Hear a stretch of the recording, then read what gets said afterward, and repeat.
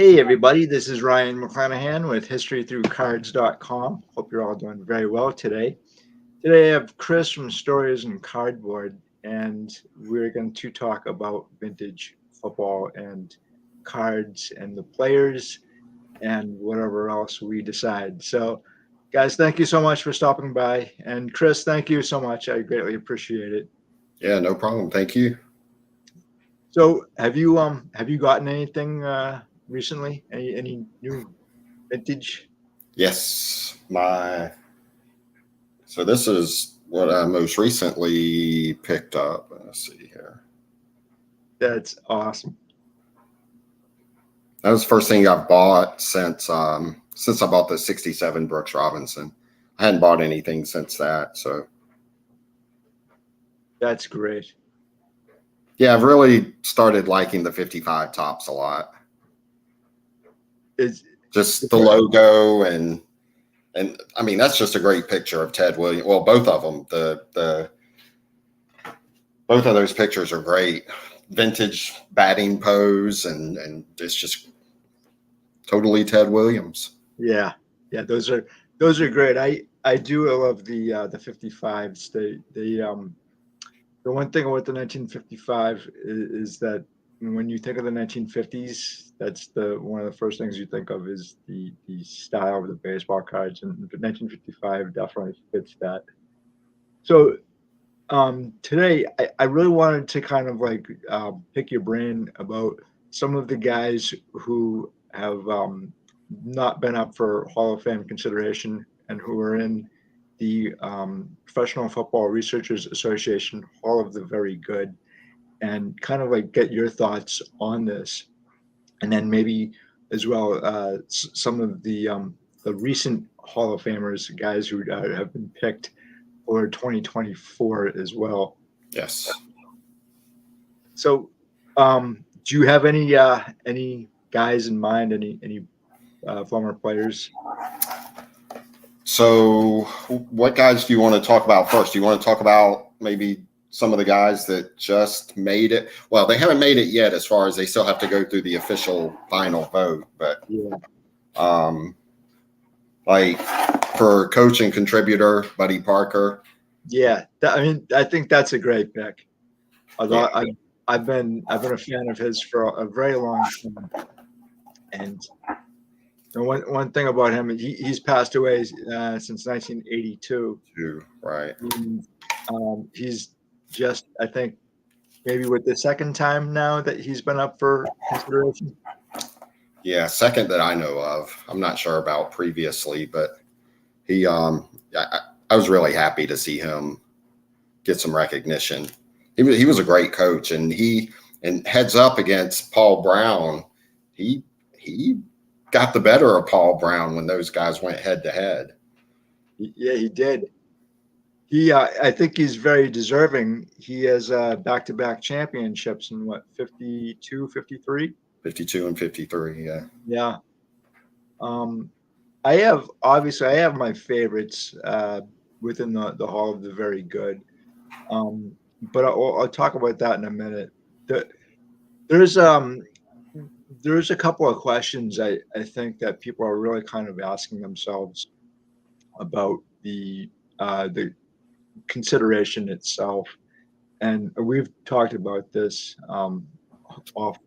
offline, if you will, about that there's the Hall of Fame itself are choosing too few players, or there's too few players actually getting in, and it is a kind of a problem, I think. What do you think? Yeah, for sure. I think so. The Pro Football Hall of Fame didn't start until 1963. So I think they kind of started with a backlog just to begin with. And they had a few years where there just weren't very many guys that got in. There was one year, I forget what it was, but only 3 guys got in. And this was, I believe, sometime in the 60s. And they only had 3 guys get in. So you're creating a backlog right there. They were putting only the very, very best, which, some people think that's what you should put in. But while doing that, they were leaving out some guys that I think were really worthy of getting in. Yeah. Oh, see, Brandon here, he has an interesting take. They must think the Hall of Fame is full. And Yeah, right. I've actually heard that a, a lot of the voters don't want, or somebody at Canton doesn't want anyone in there prior to 1980. Well, so I'm not entirely sure that's correct. However, if there's 18 players getting in 1963, and now you have what, 300 and somewhat, 376, maybe fewer than 400. I think it's definitely less than 400. Yeah. So if you had 18 to 20 players in every year between 1963 and today, you'd have like 1,020 players. We wouldn't be having a backlog as we do. And this backlog is something that really kind of bothers me. It puts me a lot just because you have players there that they have retired for a very long time, and they've just been considered. And I'll give you an example. So Jerry Kramer here, he's a 5-time NFL champion, and he's a 2-time Super Bowl winner, 1 and 2, and a 5-time first team and a second team All-Pro, and a 3-time Pro Bowler, and he's also the 1960s All-Decade team. And he retired in 1968, but he got in 2018. That's the kind of stuff that's going on today. And because there's such a backlog, and you're never going to I don't think you can fix that unless you have a wider scope, if you will, if you have more players on the ballot, and try to fix this, because there are obviously this year, right? You had what's his name, Al Wister, and Right. and who's the other Eagle, Maxie Boggin. Yeah. So Maxie Boggin was he an 8-time or a 9-time Pro Bowl? Yeah, something like that. He was quite often a Pro Bowl player. And he passed away right before the final vote. And I figure they wouldn't let him in after that, because that would look really, really bad. It's embarrassing to have the players that you select. Jerry Kramer was one of those guys who seemed like everybody thought he should be in, and they kept passing him up for some reason. But I mean, it seemed like there was nobody in the world who thought he was not a Hall of Famer, and yet they kept passing him up for some reason. So I kind of wonder about this, because there's a lot of Hall of Famers who are Eagles, and the Hall of Fame, or somebody is making a decision saying that there's too many Eagles players in the Hall of Fame already, and that they don't want any more of these players especially under Vince Lombardi. So you still have, like, I know you have 10 Hall of Famers from the 1963 Packers squad, and I actually, in one of my last videos I did was on the players from the Packers from Vince Lombardi era, and so there's a few of them. I think one of them is Fuzzy Thurston, and he's not. He should be in the Hall of Fame. He would, I think, make number 11 or so on that club. Actually, technically, I think he'd be like number 12. But I think, was Johnny Robinson on the Packers in 1963? Was he? He was drafted in '63, right? No, he was drafted before that. I don't think he ever played for the Packers. Okay. Dallas Texans and the Chiefs. Oh, okay, man. I'm thinking of somebody else. You're thinking Dave Robinson, actually. Dave Robinson. Yeah. That's it. Johnny Robinson. Dave Robinson. But I think that a lot of these voters, and I think there were 38 voters. For the regular committee, for the senior, it's only 12. Oh, it is. Okay. Yeah. It's just 12 for the senior committee. Okay. So there's already like maybe a little under 20 or under 30 that that are in for the Eagles or the Packers. Both of these clubs have a lot of players in the Hall of Fame, and then you have the Giants.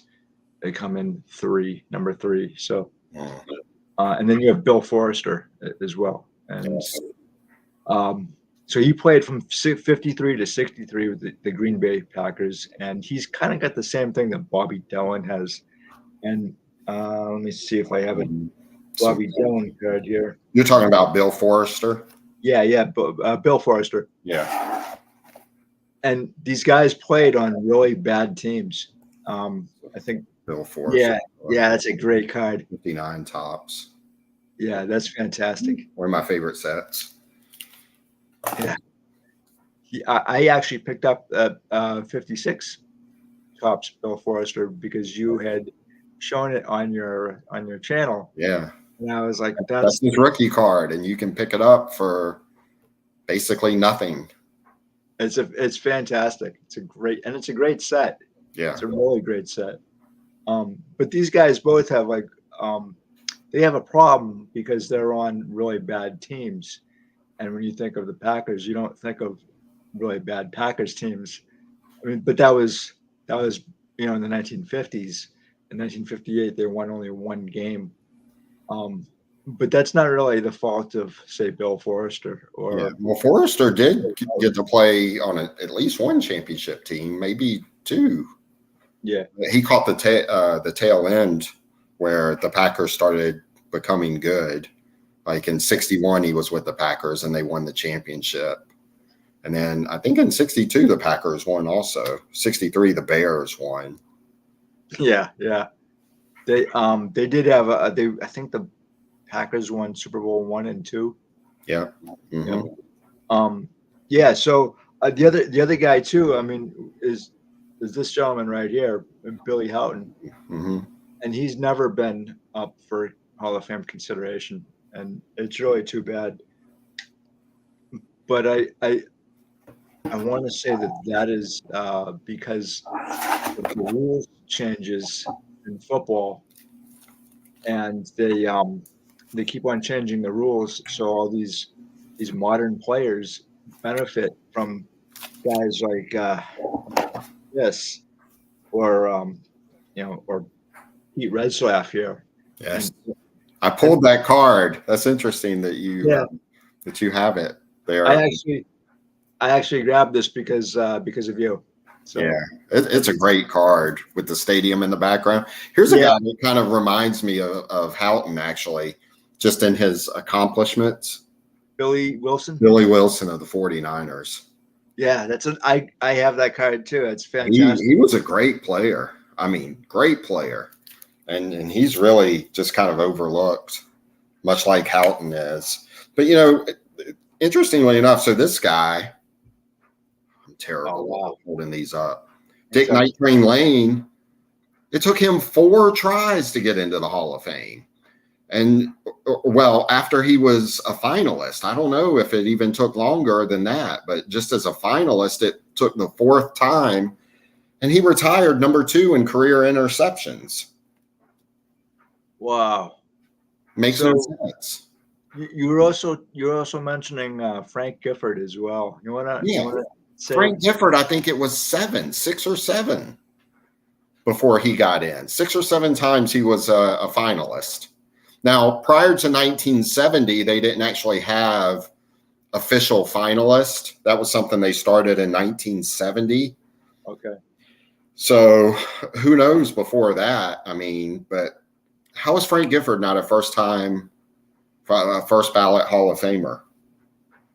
I don't know. I think when I think of Frank Gifford, I think of 2 things. I think of his knockout by Chuck Bednarik.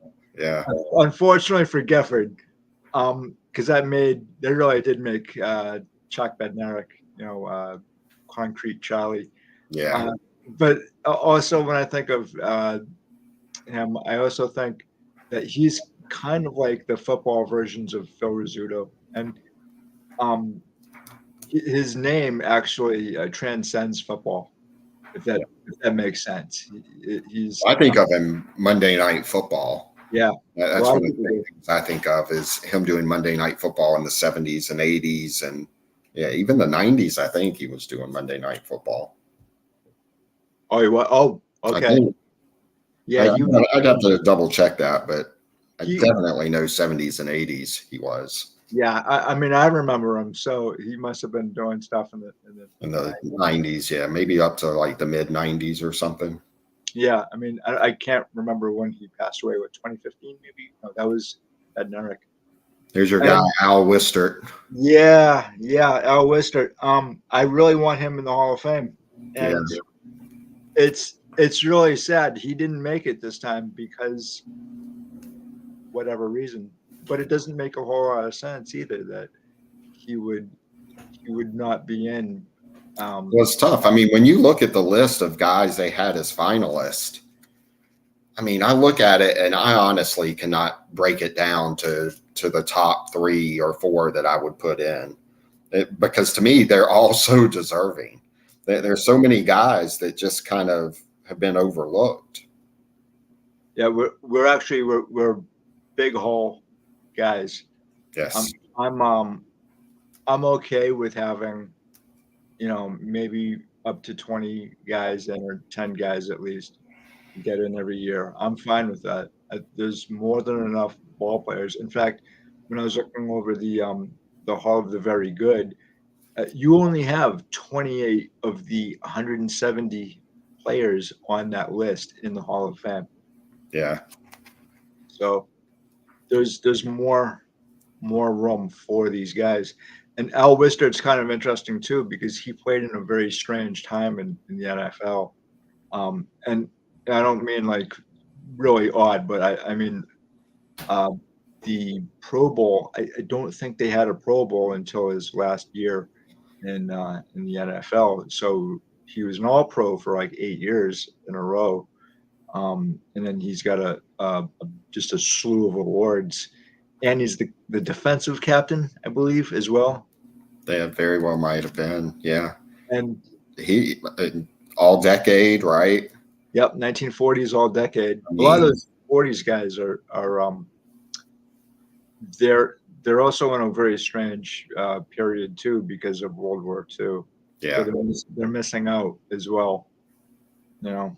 Yeah, some of these guys missed time for the war and I mean he won a championship too. I mean, just I don't know. I'll never understand it, but So Brandon says it's going to take petitions from the fans to get any kind of movement for forgotten, overlooked players, and I agree with that. I agree with that. I was telling Chris here earlier that the first petition by a fan to get a ball player in the Hall of Fame was Tony Lazzuri in 1985, I believe.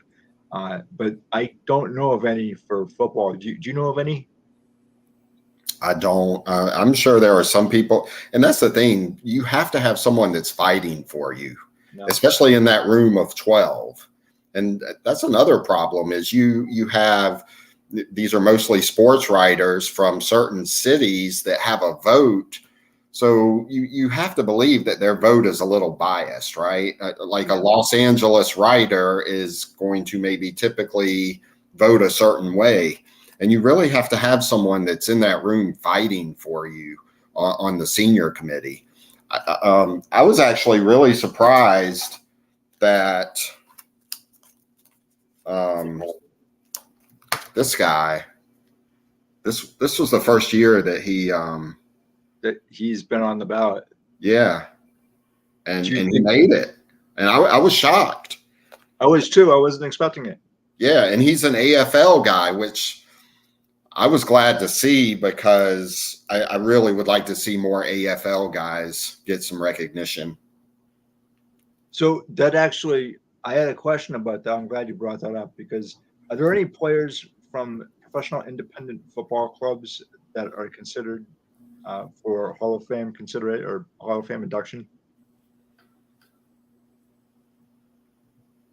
What do you mean? Like So you have one guy from who played exclusively with the AFL, right? okay, yeah, Billy Shaw.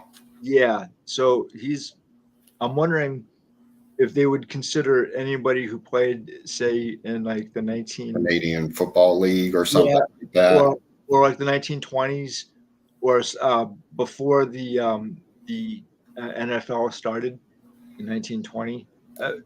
I doubt it. I mean, it is the Pro Football Hall of Fame, so they should consider but I don't think they give much recognition to, say, the CFL or the USFL, the old USFL that only played for a couple of years. But even someone like a Herschel Walker, who played a couple of years in the USFL, he has some really nice career numbers for all-purpose yards. Yeah. What about wasn't there one in the 1940s as well? A league in the 1940s? Yeah, well, there were a couple. Of course, there was the AAFC. That's what I'm thinking of. Yeah, and they, you had a couple of teams that kind of merged with the NFL when they shut down in 1950. The Browns. Yeah, the Browns, the 49ers, and the Colts, I think it was. Oh, yeah. So there were three. So the Colts are kind of strange because they were from another. Basically, the players were from another team. I think the Boston Yankees. Yeah, that's right. Yeah. And those players, because that team shut down, and then those players transferred over to the new team, right, which was the Baltimore Colts. And they only lasted 1 year. Yeah, the old Baltimore Colts, right? Yeah, the old ones before 1953. Okay. This is what I really love about studying football is it gets a little hairy at some point in time in the 1930s and 40s, but when you can figure it out and then connect the dots, it's pretty interesting. There was another player that you kind of reminded me of too, and that's Dick Berwagen, because he's really only has like 5 years under the NFL. His career is actually a little more complicated. And yeah, but he is an all-decade player again. I mean, me personally, I don't see how these all-decade players, especially ones from the 40s, aren't in, because it was just a different time period. Yeah. They didn't play long careers because they didn't make a ton of money, and they were getting beat to death.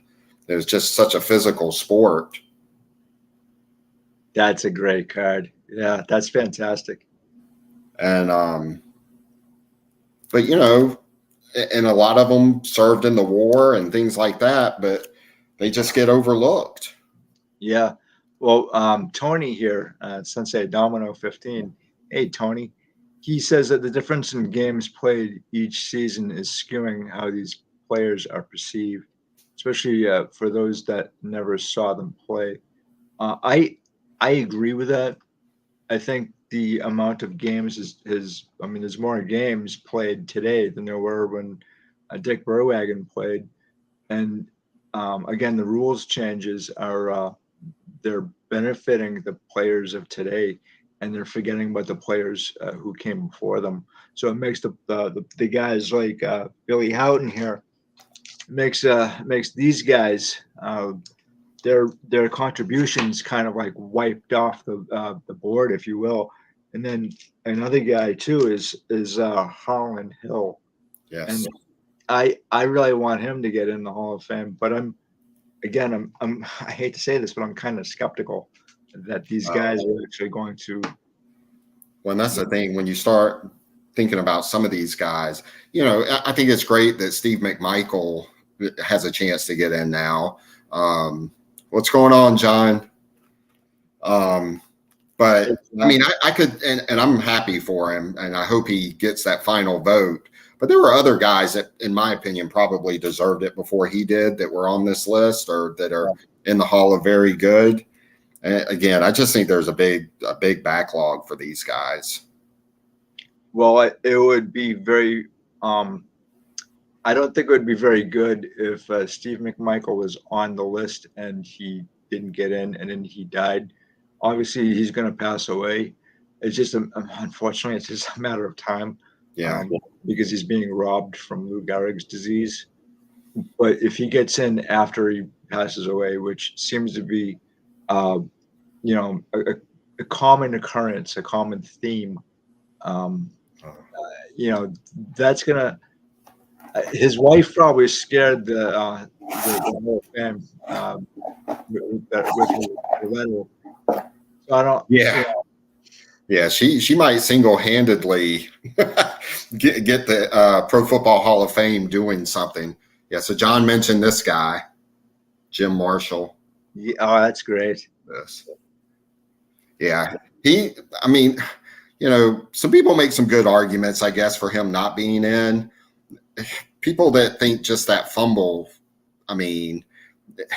he's kind of known for that fumble and running the wrong way and scoring for the other team. But nobody talks about the fact that before that, he actually created a fumble that I believe it was Alan Page picked up and ran for a touchdown that helped them win that game. Some people have said his sack numbers, the unofficial sack numbers, are not great, but they're not bad either. Me personally, I think he should be in the Hall of Fame, but I'm a big ball guy. Yeah. Do you think that they look at the unofficial numbers when they're looking at players to get in the Hall of Fame to vote? I think they just throw darts at a dartboard, personally. I don't know what they do. I have no clue what they do. Yeah. You would hope they look at some of that stuff, but even some of that stuff, like some of these guys, they didn't track or they didn't chart the tackles and things like that. And obviously we know about the quarterback sacks, but it's easier to kind of go back and kind of figure out unofficial sacks, but it's impossible to do that with tackles. There was a player in the 1960s and 70s, Tommy Nobis, who was the first player drafted by the Falcons. And he was one of the best linebackers in football during that time period. In fact, there was a magazine that showed him, Dick Butkus, and Ray Nitschke. And they were asking who's the better linebacker. So he was thought of in those types of with those types of players. Wow. Yeah. There was another player too that I was looking up his stats. Joe Fortunato, and Joe Fortunato was the captain of the Bears, I believe, from 1953 to 63, or 66. Yeah. Yes, that's a rookie card. That's a great card. It's a great set. I've written extensively about that set.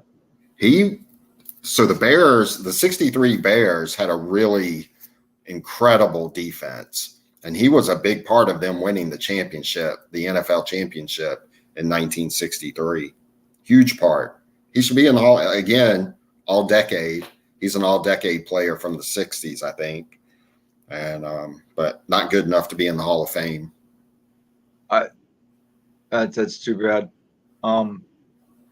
So this is interesting. Tony Nobis didn't have enough WAR. That's yeah. That's funny. If maybe they need to start tracking that in football. Maybe some of these guys will have a better chance. That kind of bothers me in baseball because WAR is, I think it's still a very incomplete stat. It doesn't tell you everything. Statistics aren't going to show you everything either. That's exactly what I was about to say. Yeah. And you really need to, I guess, if you don't have any film footage of these guys, because film, when did that start? 1950, right? The 50 championship. Is it the first time? No, I think the first nationally televised championship game was 48. Okay. Wow, that'd be awesome to see. Yeah. That'd be There fun. is some pretty good footage of that actually on YouTube. So I've 48. yeah, and I've seen a little bit of footage from the 1930s, the late 30s, Yeah. and I think it's in color too. I've But seen that. Yes, those are incredible. I don't yeah, know, man, the clarity on those or on that film is incredible. I mean it's guys built like me, you know, Yeah. and you know, 5'10", 150-pound dudes for the most part, until you have like um who's the guy for the the last guy in the 48 Bowman set. Buford Ray. Yeah, unless you have Buford Ray, then you know it's okay. But you know those are really great to study and just see how the game was played back then. But other than that, like you really need to go back and read some of the testimonials, if you will, the articles from like the 1920s, 30s, 40s to kind of get a better feel of what's going on. And even then, you know, I'm sure these other these voters, they hopefully, I would think that they study other accounts from uh, you know, other players, coaches, or family members maybe. I Yeah. don't know, you know. Yeah, so Terry, TJ Maxx, Vintage Cards and Nostalgia just entered the room here. And I think he really describes football from that era perfectly in that, and I'm probably going to butcher it, and maybe he can put it in the comment section, but he basically talks about it as being kind of mystical almost. Like you really have to use your imagination to really picture what the game was like because there's so little footage and there's just not a whole lot of stats that were kept. So you really have to go based on newspaper articles, contemporary players and what they said about players that they played with and against and things like that. But it really forces you to use your imagination to think about how these guys played. And I think that's one of the things that I really enjoy about it. Do you have any favorite players that are not in the Hall of Very Good? That are not in the Hall of Very Good. Yeah. I mean, Tommy Thompson would be one. I agree with that. Here's one for you. Buster Ramsey. Let me turn it this way. That's the wrong one. Buster Ramsey. Wow. I didn't realize he had a 1950 Bowman. Yeah. He was fantastic. He's an all-decade player from the 40s. I think he had a pretty short career, but he was also the very first Buffalo Bills coach in the AFL. I like him. Gosh, let me see who else is not in the. Oh, here's one for you. This guy was pretty good for the Cardinals. Elmer Angsman. Oh, okay. Yeah. Yeah. He was really good. Played for the Cardinals on that 47 championship team. He's got a nice 1950 Bowman as well. Yeah, I think he scored 2 touchdowns in that championship game, actually, if I'm not mistaken. Let's see. There was here we go. Have you? I've never read Mark Bowden's book. Have you? I'm not even familiar with it. What's it about? Yeah. What book is it? I'd love to know. And then Lamar McCann deserves to be in every Hall of Fame due to his 58. Oh yeah, that's a great looking card. One of the best looking cards in the set. Yeah, I like that card too. It's great. Here's a guy that not a lot of people talk about and probably should at least be in the Hall of Very Good. Jim David. The Hatchet. That's awesome. Yeah, I mean, he's again, lack of stats. People don't really know about him. Oh, here's one. You like this guy, Oh yeah, Jack Durante? yeah, Blackjack. Yeah, He was a walk-on for the Eagles, and I mean, he was obviously in a time when the Eagles, they were I think the Steagles, right? the Steagles. Yeah. And then they had Um, it's Dale Schaffner. Schaffner's in the Hall of Very Good, right? he is. He's not in the Hall of Fame, and I absolutely do not know why. He is. It is. It's that and this gentleman right here. Pete Retzlaff. Yeah. Yeah. Um. Why wouldn't both of those guys not be in? Terry's talked about this guy on his channel, Bill Groman, who was he might have been the best receiver in football for 2 years. That's a great card. But then he blew his knee out, but he might have been the very best receiver in football for 2 years, potentially. So Brandon asked, dare I ask if Chris collects any ultra modern cards?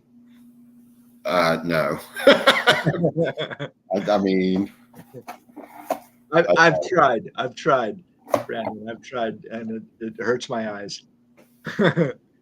Yeah, it's the glare that gets me, the shininess of it. So, yeah. I do have a Patrick Mahomes card that I picked up for $1.49. Yeah, I joke. I do have some stuff, but it's usually not the most modern stuff. I might pick up like something like a Peyton Manning card or something that I might like or something like that, but they're pretty few and far between. You have a Peyton Manning rookie, right? No, I do Oh, not. you don't? Nope. Oh, okay. Nope. I picked one up a while ago because I like Peyton Manning, even though I'm from Boston. Yeah. I mean, he's a great player. I mean, let me see if he's in there. There's Dale Schaffner. Bill Schaffner, he's got another rookie as well as the 59, so it's the Bell brand Rams as well. Yes. And that's a great looking set. They don't look that great. I mean, because they're usually found in like Boston. Yeah. But Yeah, they're usually kind of beat up, and they're not nearly as plentiful as the Topps cards and Bowman cards and that thing. They're a little quite a bit tougher to find, but they're out there.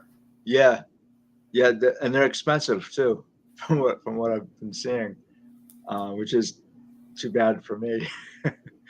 But do you have any favorite Bowman cards? All of them. All of them? Yeah, all of them. Yeah, pretty much.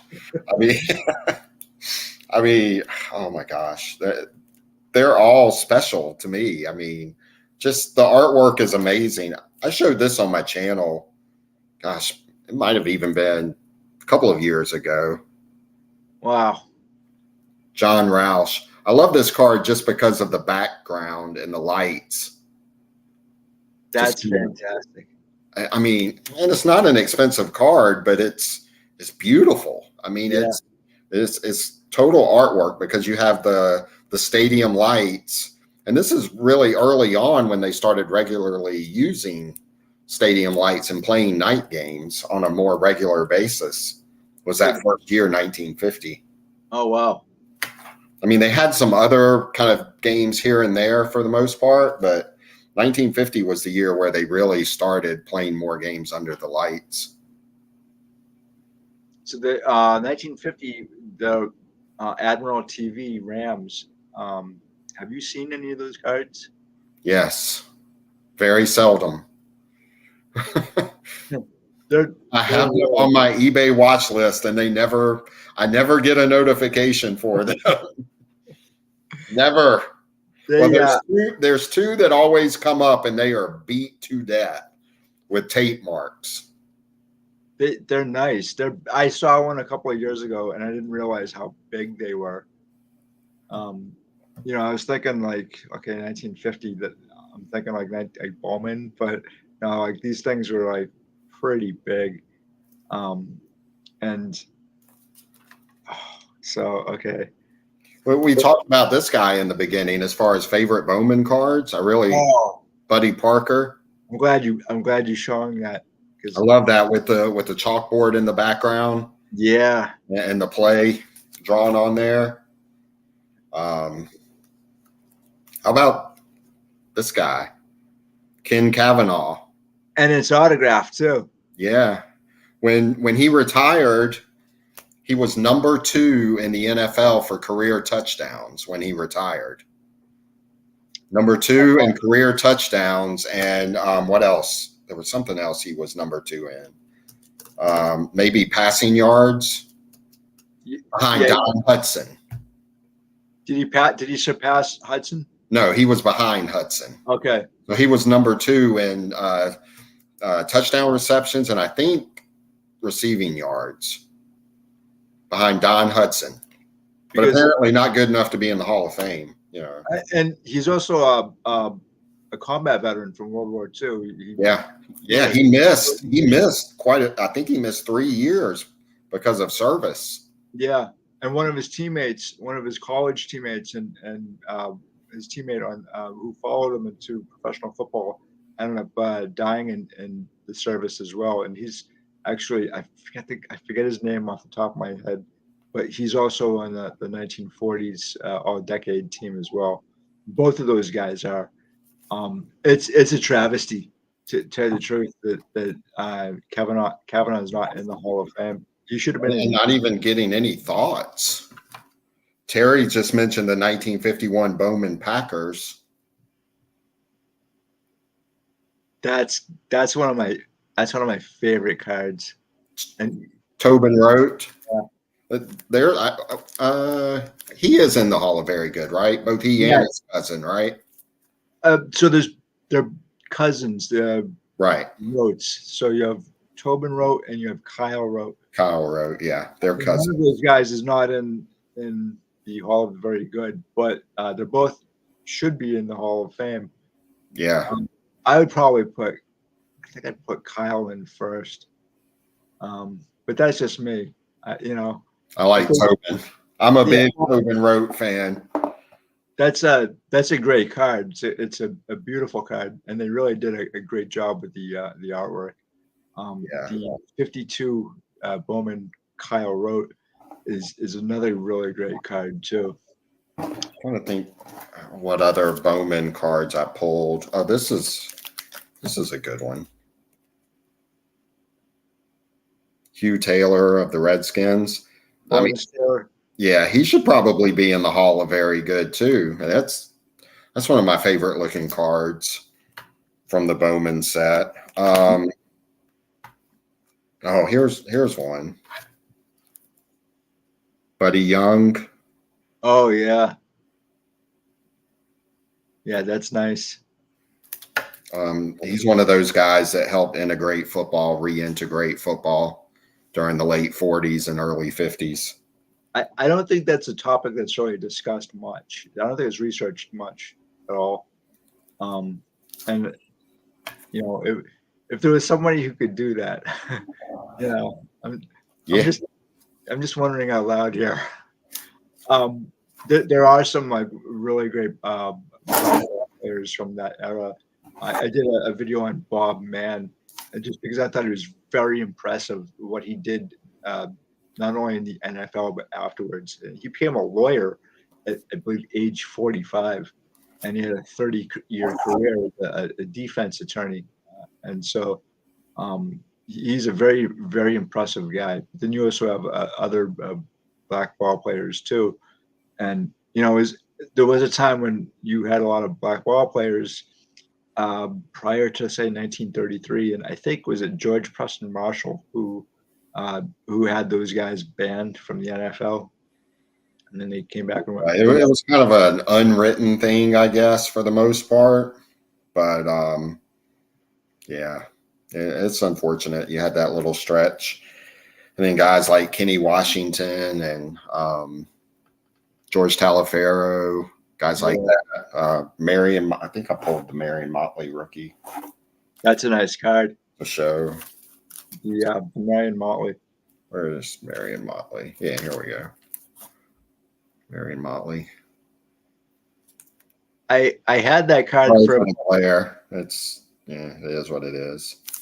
I had that card for about 10 seconds, and I was at a show.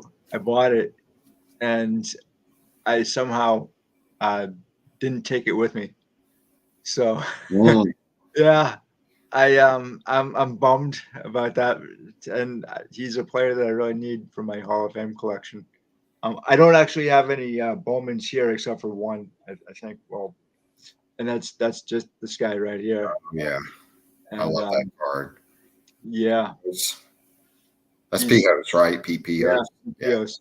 He's a very, again, I think he's a very impressive ball player, impressive person too. Yeah.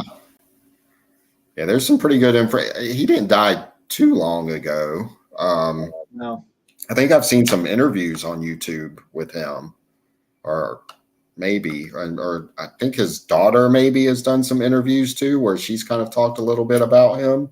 Yeah, he had Alzheimer's, and unfortunately, you see a lot of that in the NFL. The older ball players. So TJ Mack. So Don Dahl. Yeah, there's Don Dahl right there. And Dub Jones. I did not pull a Dub Jones. I do have a Dub Jones card, but I did not pull it. He's a player you don't really hear too much about. Dub Jones. He was with the Browns. Yeah. And so there was something else too about the Green Bay Packers, specifically one player, and that was Bobby Dillon here. So it took really, I think, 50 years for him to get in the Hall of Fame. That's typical with the Pro Football Hall of Fame, right? Wait until they're too old or just about dead before you let them in. Yeah, and he passed away right before he got in the Hall of Fame, so he couldn't enjoy it. And who was the guy who they just got in this year, and he's got Alzheimer's now, and he can't enjoy it either. And I forget what team he was on. It was 1960s. It wasn't. Was it Johnny Robinson? No, he was a few years ago. Chuck Howley. Oh, Howley. So Chuck Howley has dementia. He's got Alzheimer's, and see, I didn't know that until you had mentioned that earlier. Yeah, he's had it for about 8 years or so. And he's another guy who should have been in years ago, and just it's not right. I don't think that they're doing this. I still maintain that sports fans were robbed of a Ken Stabler Hall of Fame induction speech. That would have been just amazing, but we were robbed of that, and 0 cents. I think so. I think a lot of these fans are being robbed by that as well. And Dub Jones, Burt Jones' dad, yeah. And then Bobby Dillon was blind in one eye. Yes, he was. Yeah.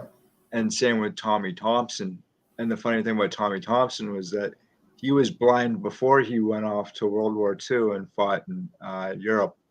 And he got injured in Europe, and he came back, and he had a stellar career. And he's one guy that I think needs to be looked at as he's definitely a Hall of Famer in my book.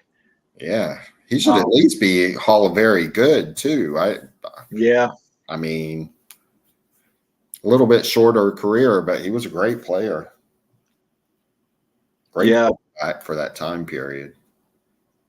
I'm kind of torn because I want the Cardinals. I wanted them to like win another championship, you know, in the 1940s.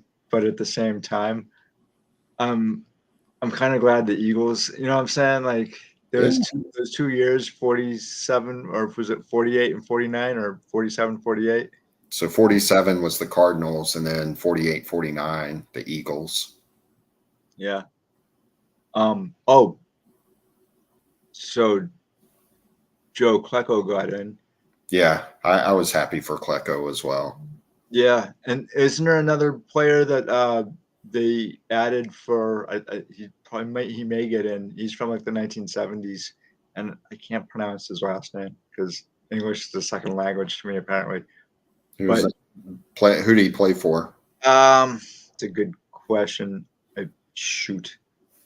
I really kind of I missed the boat on writing down some of these guys' names because he was another guy that I didn't think that would get the nod for Randy Gradishar of the Broncos. Yep, that's it.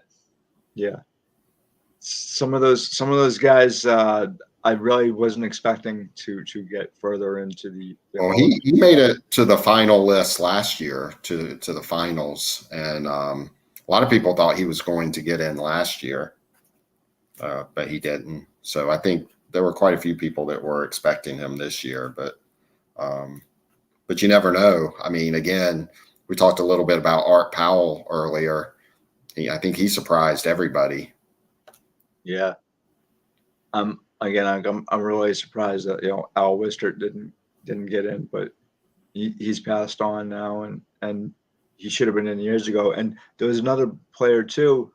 I don't think he's ever been up for a Hall of Fame consideration, and that's Jim.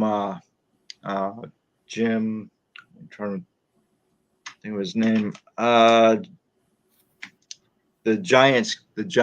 Cabbage. Yeah. Get Cabbage. Jimmy Patton. Oh, Jimmy Patton. Yeah.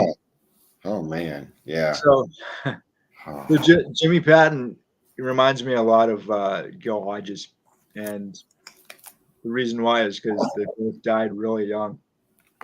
And I think Jimmy Patton was 42 and Gil Hodges was 47 or so. Yes. It's a great card.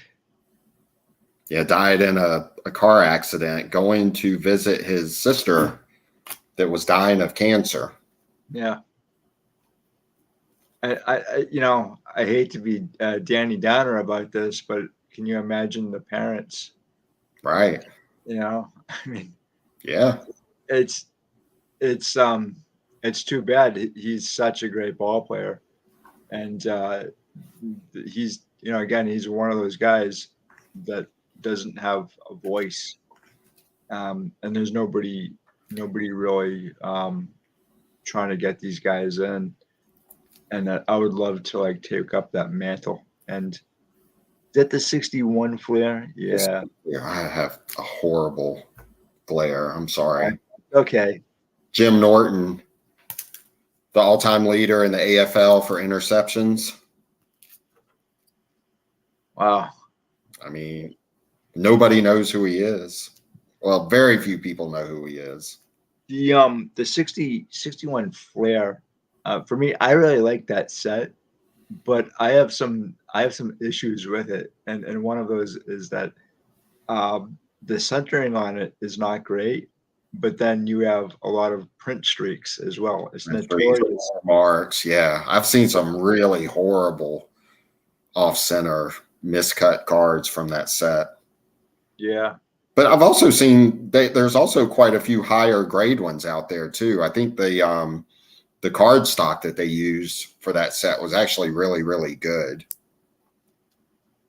Unfortunately, I don't have it, but the Jim Brown, I've looked at a number of Jim Browns from the 61 Flair, and it usually has a lot of print streaks. And I thought you had a 61 Flair Jim Brown. I just bought one like last year. Yeah. During the the 2022 National. Yeah. And then I bought the 59 tops Jim Brown, and which is really crazy because before the pandemic, you could buy that card for as little as $40. Yeah. And now I'm glad to see that it is a little more on the expensive side, more priced to I what Jim Brown still is think trading. his stuff is underpriced, or it seems like it is to me, Yeah. considering what he did. But Do you think that that there's going to ever come a day when uh, vintage football is going to be more valuable, or I guess equal to baseball? no, I don't ever see, probably definitely not in my lifetime, when it will be equal to baseball. I mean, baseball is still king. And I remember, of course, I started collecting in 1980. And back then, everybody told you were a fool to even consider buying football cards. Like they said, they'll never be worth anything. Don't buy them. They're junk. They're garbage. Don't waste your time with them. And I'm glad I didn't listen to people. But Yeah. um, I just, I don't know. I've always liked football cards a little bit better than baseball. I love baseball cards too, but I've always liked football a little bit better. I think it's great that if you want to get into uh, vintage right now, I would probably go with say 19 late 50s or even early to mid 60s football. Just start there because these things are pretty cheap. They're not going to break the bank for the most part. And I just got into 1960s football, and so I I really like obviously the Philadelphia sets. This is the 66 is Deacon Jones, and I did see his 63 tops, his rookie, and I love the 63 top set. I love the design. I love that it's a challenge because they do chip and flake. And that being said, I'm not a big fan of the 62 tops I like football. 62 tops. They, I, 63 tops have a lot of centering issues also. they do. Um, I think though that so I got into these sets pretty hard, and I really wanted to like study the players and the cards themselves and kind of like know what to look for before I go and purchase. But when I did, I found that there were some really great deals to be had, and a lot of Hall of Famers in those sets that are pretty affordable. Outside of say Gale Sayers rookie. Yeah, his, considering who he was, I think that card is pretty inexpensive. Didn't you just recently, not too long ago, pick up the 61 Fleer Connerly, where he's I wearing the red team jacket and Yeah, I have it here. Let me. Um, it's right here. yeah, that's a fantastic card. It is. I love Charlie Connolly as a player. The original Marlboro man. Um, I really want him in the Hall of Fame. If there's any player, I think my top five players that really need to get in. I think he's one of them.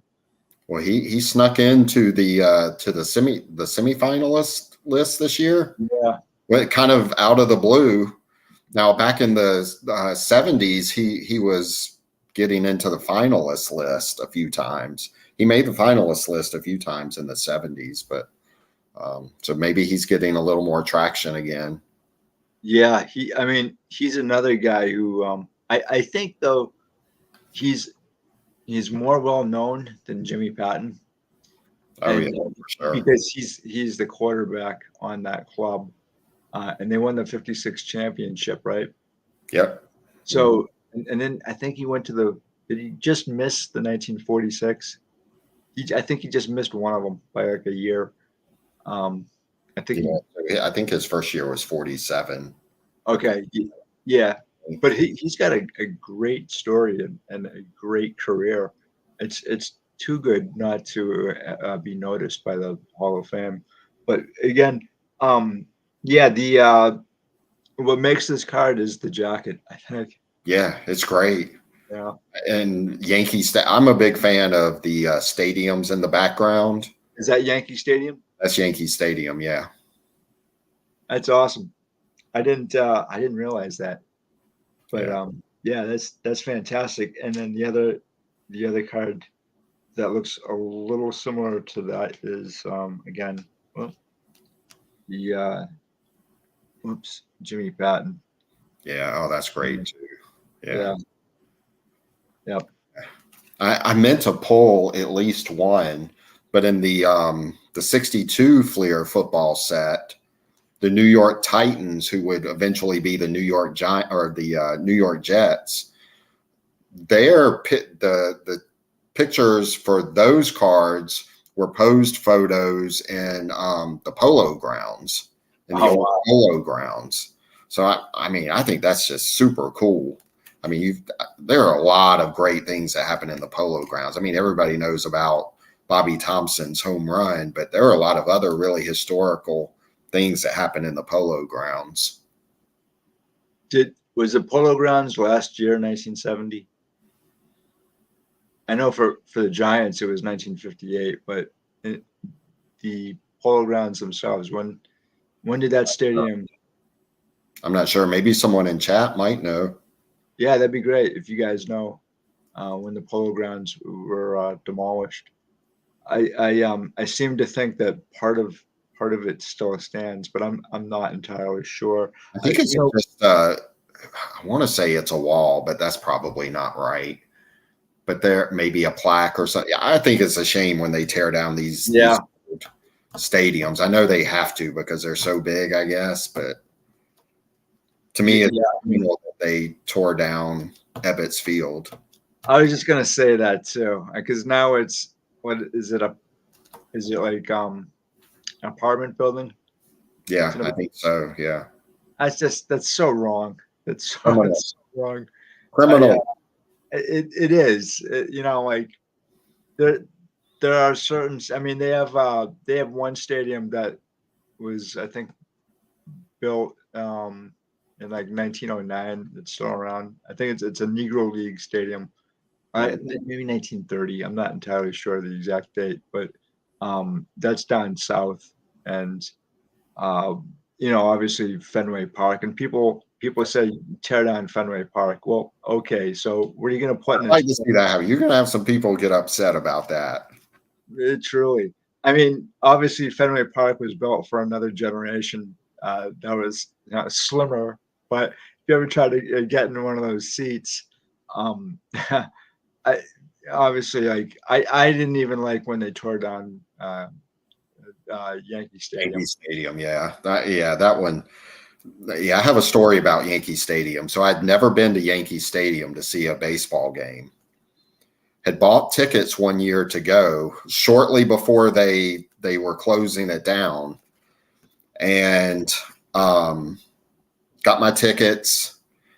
Went to the game. This was my last chance to go see a game at old Yankee Stadium, and the game got rained out. So I Oh, ended up not getting to see. I was in the stadium, oh no, but it got rained out, so I never got to see a game in Yankee Stadium. that's too bad. Yeah, that was Um, depressing. J TJ Maxx says Polo Grounds were demolished in 1964. Okay. Um, yeah, that's too bad. But I mean, at least we have photos of it, and we can talk about it, and they're on cards too. So you know that makes it a little bit better. You know, I would have loved to have seen a game at Ebbets Field or uh, Braves Yeah. Field as well. From what I've heard from other ball players who played at Braves Field, it was monstrous. It was absolutely huge. On one side, you had the Charles River, and on the other side, you had train tracks. So you would get the smog on one side, and then you would get the you know the wash from the Charles River on the other side, and it was an interesting place to play from what I've been told. And So here's a question for you and anybody in the chat that wants to answer it. If you could go back to any specific era to watch a baseball game, what era would you go to, and what stadium or what team would you want to see play? I can answer for myself here. This is such a difficult question because I am such a nut for baseball and even football, but for baseball specifically, I I would have to say that I would want to see a game in the 1910s in the dead ball era, and I would want to go to Shibe Park Hmm. and Watch the Athletics. yeah, specifically 1914 World Series. Hmm. Is what I'd want to see. And so Brandon says 1919 Black Sox World That's Series. World Series, yeah. That would be that would be great. That would definitely be interesting. If there was another era, I think the 1940s Brooklyn Dodgers or the Polo Grounds, Hmm. or maybe 1941 Fenway Park. And before they had the Green Monster, they only had that in like 1947 going forward. Before that, if you ever see, I have a few photos of original photos from 1939 of Fenway Park, the Yankees versus the Red Sox, and you can see in the background the Green Monster is actually covered with advertisements, Yeah. and there's a big buck printing sign on it, and that hasn't been around in 50 years at least. And from what I've heard, players used to hit home runs off that sign, and so I'd probably want to see obviously a game from the 1940s, 41. So, well, how about you? It's hard for me to break it down. I have probably three that I have a hard time kind of picking one, but I'm like you. I think my first would probably be the 1910s. I would want to see Ty Cobb play at Navin Field in Detroit. I think I would really want to see Ty Cobb play. And then got to go with the 1920s with Babe Ruth and Lou Gehrig in Yankee Stadium.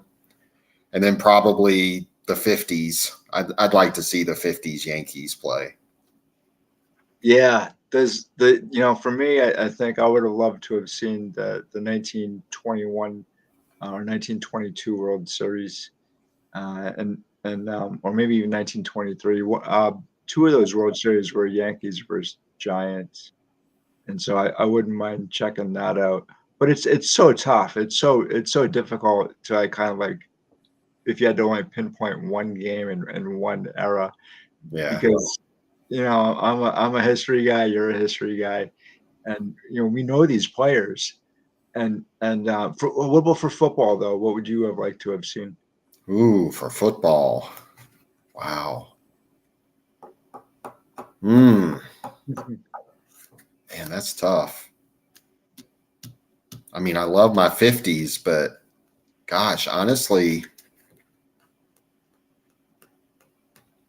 it might be something in the 60s. Really? Yeah. Just, wow. That's tough. I've never thought about football before, interestingly enough. I mean, obviously I love the 50s football, but I think if I were going to watch a game, it would have to be maybe something from the 60s. Like for me, it would be like the 1958 championship game. Oh yeah. Yeah, That's a good one. Yeah. yeah, that's a given. But other than that, if I had to pick like a number two, it would probably be like 1947 or 48. Those Well, those 48, I don't think I want to be at that game. That was a blizzard. My southern bones would not do well with that. Yeah, you'd have to bundle up. But Yeah. I think I think the worst game to be at. Can you imagine the worst game to be at? Because I know one. I know one. The 1986 Super Bowl. For I wouldn't want to. I've heard about this, and I saw it on TV when I was a kid. But those Patriots didn't have any business being on a field Yeah. in the Well, Super it should Bowl. have been the Miami Dolphins in that Super Bowl, really. Yeah. I think that maybe someone knows the Dolphins did not lose very many games that year. And I think it was the Patriots upset them in the playoffs. I seem to remember this. Yeah. Because the Dolphins were the only team to beat the Bears that year. I think it was Monday Night Football. Dan Marino went just nuts on the Chicago Bears. And yeah. But Marino is such a great player. He was such a great player. I really enjoy collecting Dan Marino's cards. But the again, So Terry, TJ Mack, he said 61 Yankees. Yeah, that would be a good one. yeah, that would And be 51 Rams. That would be 51 Rams. Yeah. Highest scoring team in NFL history. Yeah, that would be a pretty good one. really. I Yeah. didn't know. They went nuts. Did they win the They are. championship that year? Terry probably knows that they're still the highest scoring team for points per game, right, Terry? That'd be interesting. Do you have any favorite 51 Bowman cards? Trying to think. Norm Van Brocklin, rookie. I was I gonna did say not. I that. did not pull that. I did not pull that. I mostly pulled guys that were kind of fringe players, with the exception of a few people. But yeah, I like the Norm Van Brocklin 51. The Bulldog Turner 1951 Bowman is a good one. Yeah. So I'm in the minority apparently with the 48. 48. Yeah. All right. Terry should be used to the snow.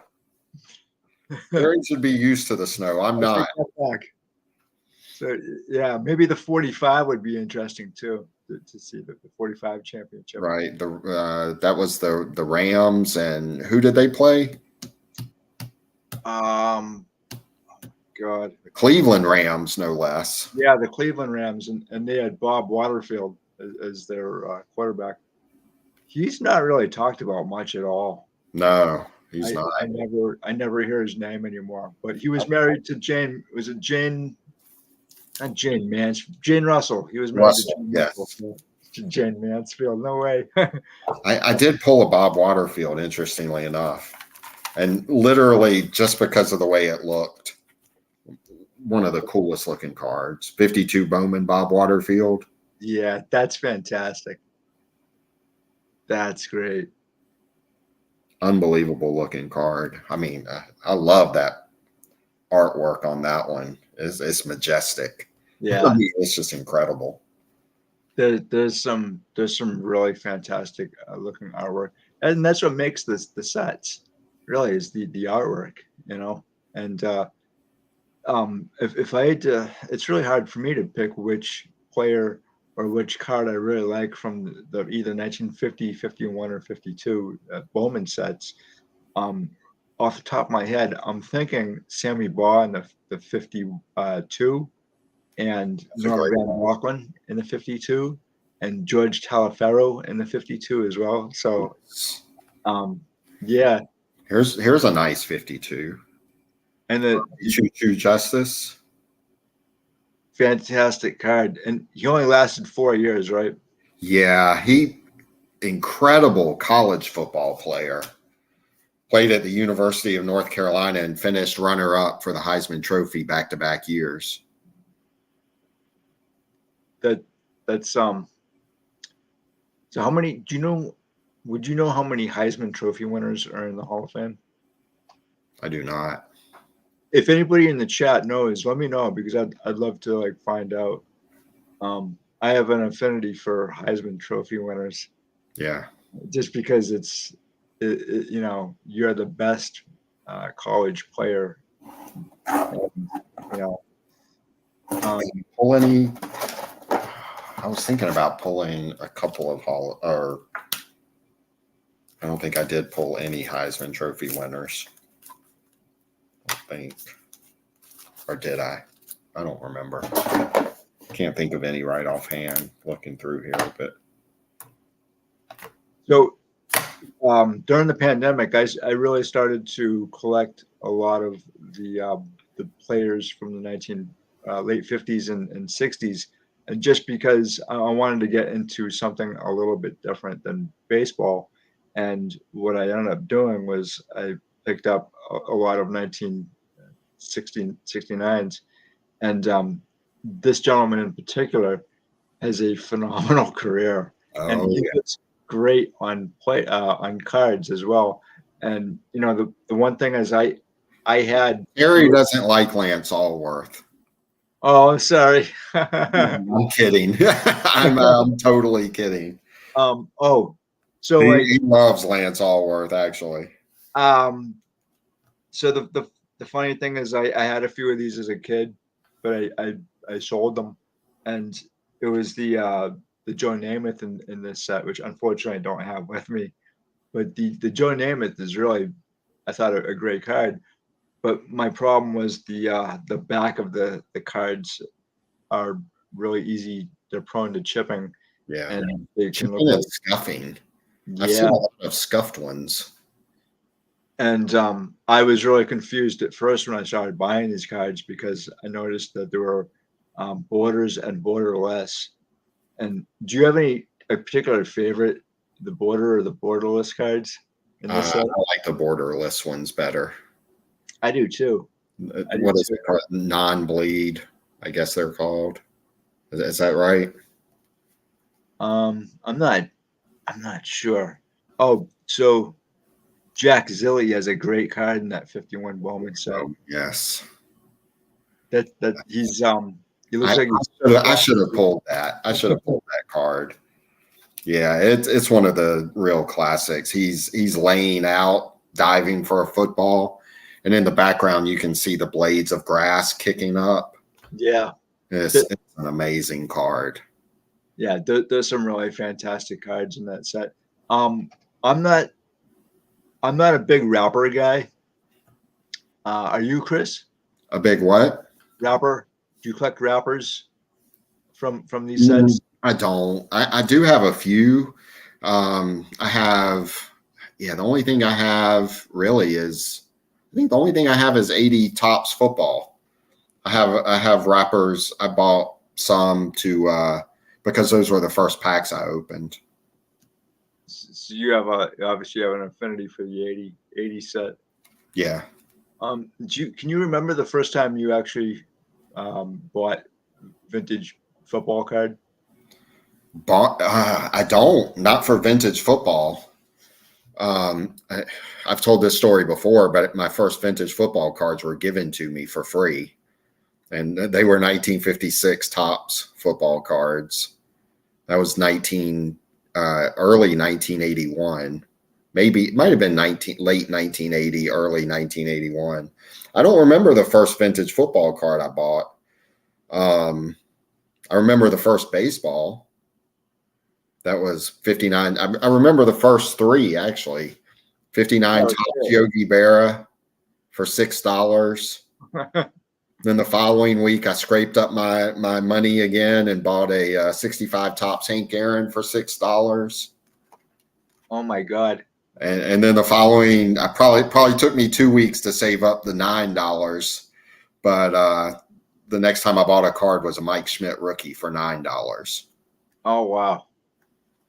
And then I don't remember much after that. I do remember buying a 1960 Topps Jim Brown for $1. Oh my God. That was sometime like in the early 80s, That or maybe $1 or $2. I can't. They were really cheap. wow. Um, I can remember the first Bowman card I got for football, and I was at a Hall's Nostalgia auction, and I was a teenager, and I uh, I I was really kind of like nervous about it too. A buddy of mine, Bob, who I've spoken about, he had mentioned this guy's name, and it was Leo Nomolini and his 50 Bowman. That was the first one I ever got, and it's like near mint. And I never saw a Bowman football card before, and so I was like, oh my god, this is awesome. This is I gotta get this. And for $15, I was like, oh wow, A lot of money back then, right? Yeah, yeah, and it's certain memories like that is it's just not about the cards that you're collecting. It's the people you're with or the event itself that Mm-hmm. are memories. And I had some highs and some lows going to those auctions, and I think it's really one of the reasons why I got my driver's license is so I could go to shows and not have to thumb rides. Yeah. But it's again, there are some really great Bowman and regular football cards that you can collect even today really cheap. They're getting more expensive. They're getting harder to find. Yeah. I think you asked earlier if I thought football cards would ever pass baseball as far as value, and I don't think they ever would. But I do think, kind of like you've discovered, there's value in buying football cards. You can pick them up relatively inexpensively. And I think that is attractive to a lot of collectors, actually, where you can pick up Hall of Famers for less than $10. And I think that's something that is really appealing about vintage football cards. But I also think eventually you'll see more people that kind of realize that, and it will drive the prices up potentially because the demand will grow because they are so inexpensive.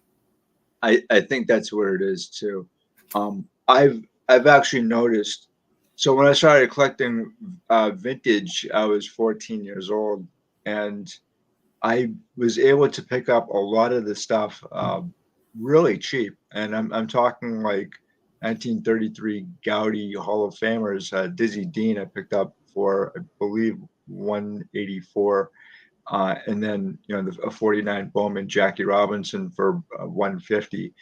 And it's stuff like that I picked up in my teens and my 20s, and whatever I didn't sell to go to college, I kept. But Yeah, Brendan Ryan, I'm sorry to interrupt you. Yeah, miss those days for sure. yeah, no, it's funny, Brandon, because it was easier, I think, to pick up vintage prior to the pandemic.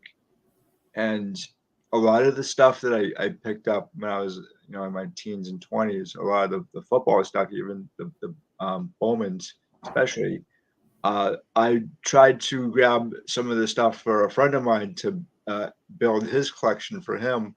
And I thought maybe, you know what, I'll get him the cards that I have in my collection. That'd make it so much easier. But then when I started to look on eBay for the cards that I have, that I had a list of everything that I wanted to pick up for him. I couldn't really do it with the money that he had given me. So it was I mean, I wasn't paying a lot for this stuff back in the day. But then again, I'm thinking like 20 years ago too. Yeah. And I'm wondering why this stuff is going up so much now, especially, I mean, baseball, obviously, but I think maybe and I want to see if what you think too, if newer collectors are coming in and they have a lot of money, are they overpaying for cards that they normally or people normally wouldn't be overpaying for? Yeah, that's a good question. I mean, there was a time from about, gosh, what was it? Maybe 2000 to 2012 or 13, where cards were pretty stagnant for the most part. I don't remember the exact dates of that, but there was a time where they were pretty stagnant. And you kind of thought, man, I can get this stuff whenever I want. Yeah. And then all of a sudden, maybe there were just people that were a lot smarter than me, but they were probably buying it up and causing the prices to go up. But I specifically remember around 2015, 2016, maybe, all of a sudden vintage cards went absolutely nuts. Yeah. And I was talking to someone that worked for Mastro Auction at the time, and he was telling me that there were people in foreign countries that were actually buying this stuff. That there were people from foreign countries that were dropping a lot of money into sports cards around that time. Wow. Wow. That this kind of reminds me too of something that we were talking about earlier, and that the Michael Jordan forgeries. Yeah. And so the um, the thing we were talking about was basically PSA and grading. And there's how many do you think that there are now? 24, 25 that forged Michael Jordans? Well, it's tough to say if they're forged or not because PSA has pulled them out of their database. So who knows why they pulled them out. Um, I have seen a couple that I definitely do not like as far as autographs, some that I've seen. Some of them look pretty good as far as, I mean, if they're forgeries, they're better forgeries. Michael Jordan, he's the most forged, probably the most forged autograph out there. And most of them are not very good forgeries. They're usually pretty easy to tell. Yeah. So there was a video that I had done about the T206 forgeries, Yes. and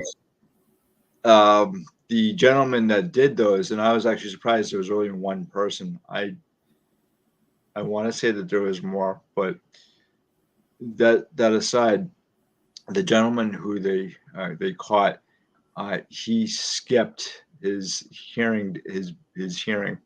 So the judge actually issued a bench warrant for his arrest.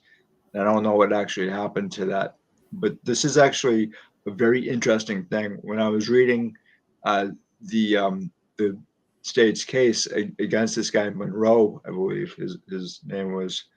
Um, when I was reading that, they only had a bunch of T206 cards that were forged, but they gave him one count of bank fraud, and I think there were like 14 cards that they had, and there was no wire fraud, no mail fraud attached to that.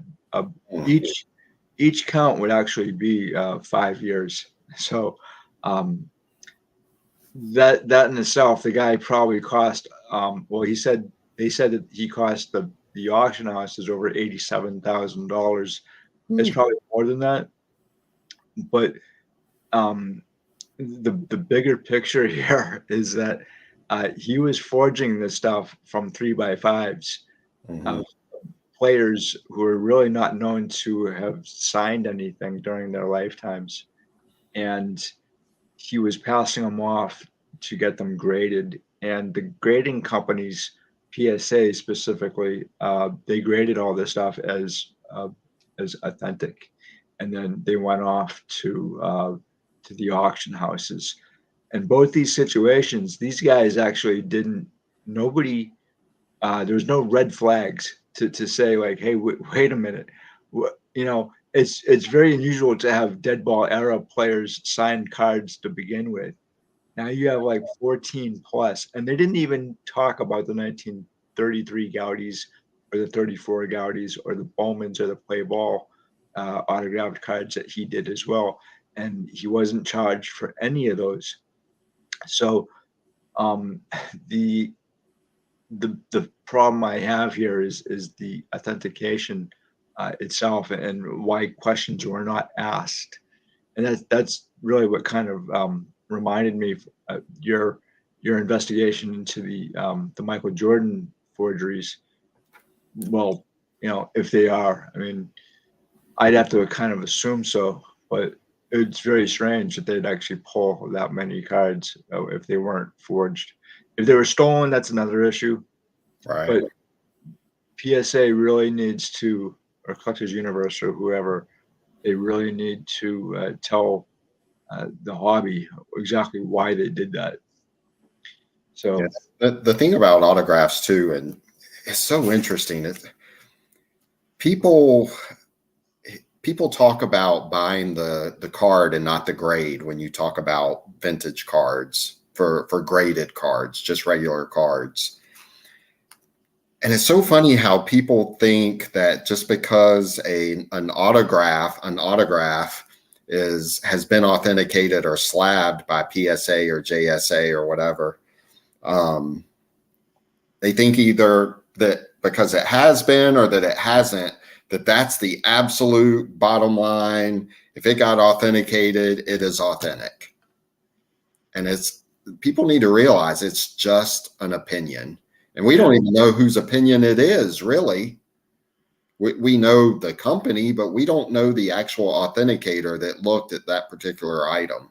And you really have to do your homework and learn this stuff yourself, just like you do with graded cards. I mean, everyone has seen it where you see a card online that's been given a 4 and you're thinking, there's no way that's a 4. And so you really have to do your homework with autographs and not really just trust the authenticators. it's blind trust without people having to do the necessary homework, the research prior to picking this stuff up. And I've said this before, but if I ever have any questions, if I'm not sure about something, I'm going to go to someone who may know more than I do about either a card or especially an autograph, and I'm going to get a second opinion. I like to go to you for second opinions on autographs that I'm not familiar with. Like I just picked up a Gary Player autograph, and you said that was good, and for me, I take that as okay. That's fine for me. That's fine because When I tried to give you reasons too, yes, and that's what's important. So yeah, these are the reasons I believe it's authentic, not just, yep, buy it. yeah, exactly. It's your name, it's your reputation and it's your name on the line. Whenever you are dealing with graded cards and even cards that are signed, especially Yeah. cards that are signed. Um, can like one or two slip by? Absolutely, 100%. Oh, yeah. But And it's when just an opinion. yeah, But you want to know, okay, whose opinion are you getting and what kind of experience do they have? And that is one of the problems with a company like PSA or JSA, which are the two big, and even Beckett, I guess. yeah, You really don't know who are authenticating these autographs. yeah. And I think we were talking about the 2005 Upper Deck Legends quad card earlier, and that was, I think, one of the first times that I had known that the autographs of, I think one was Walter Johnson, Ty Cobb, who are the others? Shoot, I can't think.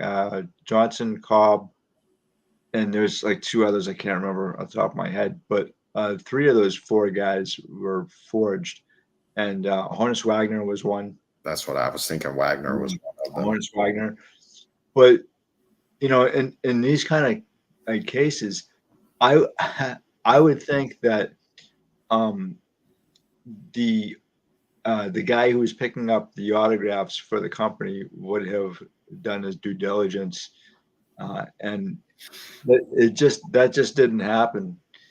That's the And other thing. Who are the people that are buying those things to put them on these cards?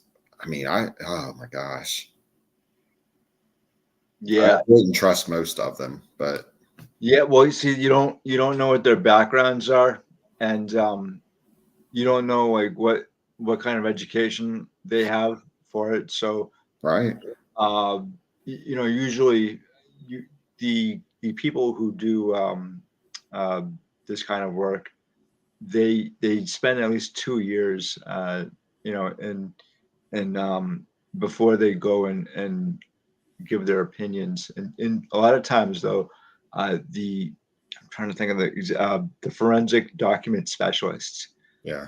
Those guys spend at least 2 years as apprentices, and then they're they're usually they when they give their word or their opinion, it's usually for a court case. Right.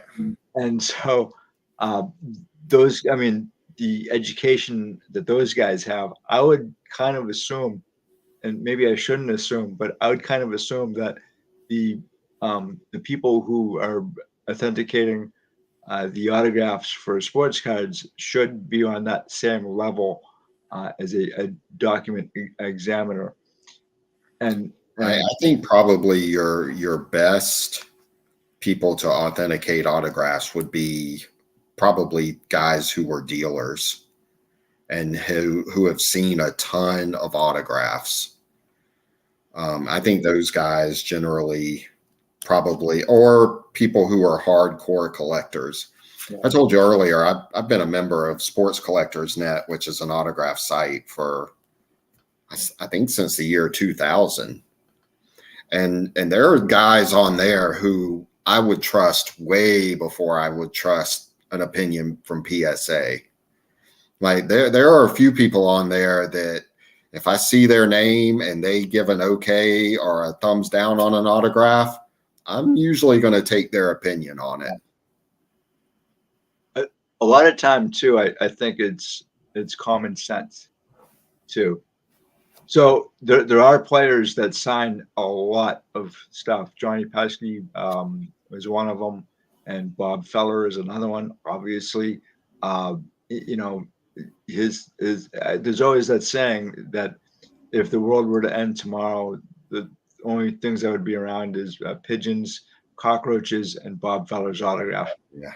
And and so like you really need to kind of study the player and the things that he could sign and the time in which he played, right? So all these little things would kind of like tell you like no one's going to forge a an autograph of Bob Feller, and there wouldn't be any reason to do so, Right. and just because he signed so much.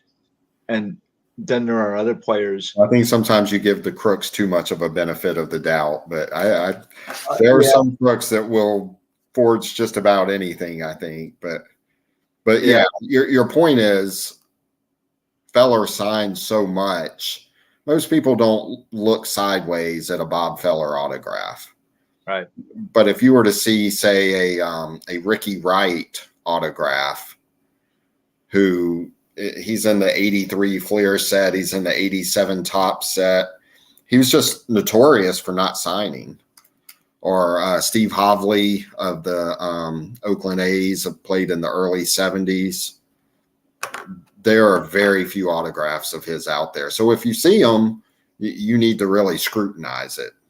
Yeah, and it constantly brings me back to the T206 forgeries as well. And what the judge had said was that she wanted the perpetrator to go under like a 60-day observation or something like that because they felt that he was kind of crazy. I don't think he was crazy at all. I think he was quite intelligent actually, because what he did was he used 3x5s of these players, their signatures, and he just kind of like transferred them over to a baseball card. Well, a lot of those dead ball guys, if they lived into the 50s and 60s, especially the 70s, Yeah, they're out there as far as on 3x5s. And yeah, there was actually an autograph collector in the 1950s. Well, I say collector, he was more like a dealer. His name was Conrad Anderson, and huge. He was probably the first full-time autograph dealer for sports that I'm aware of.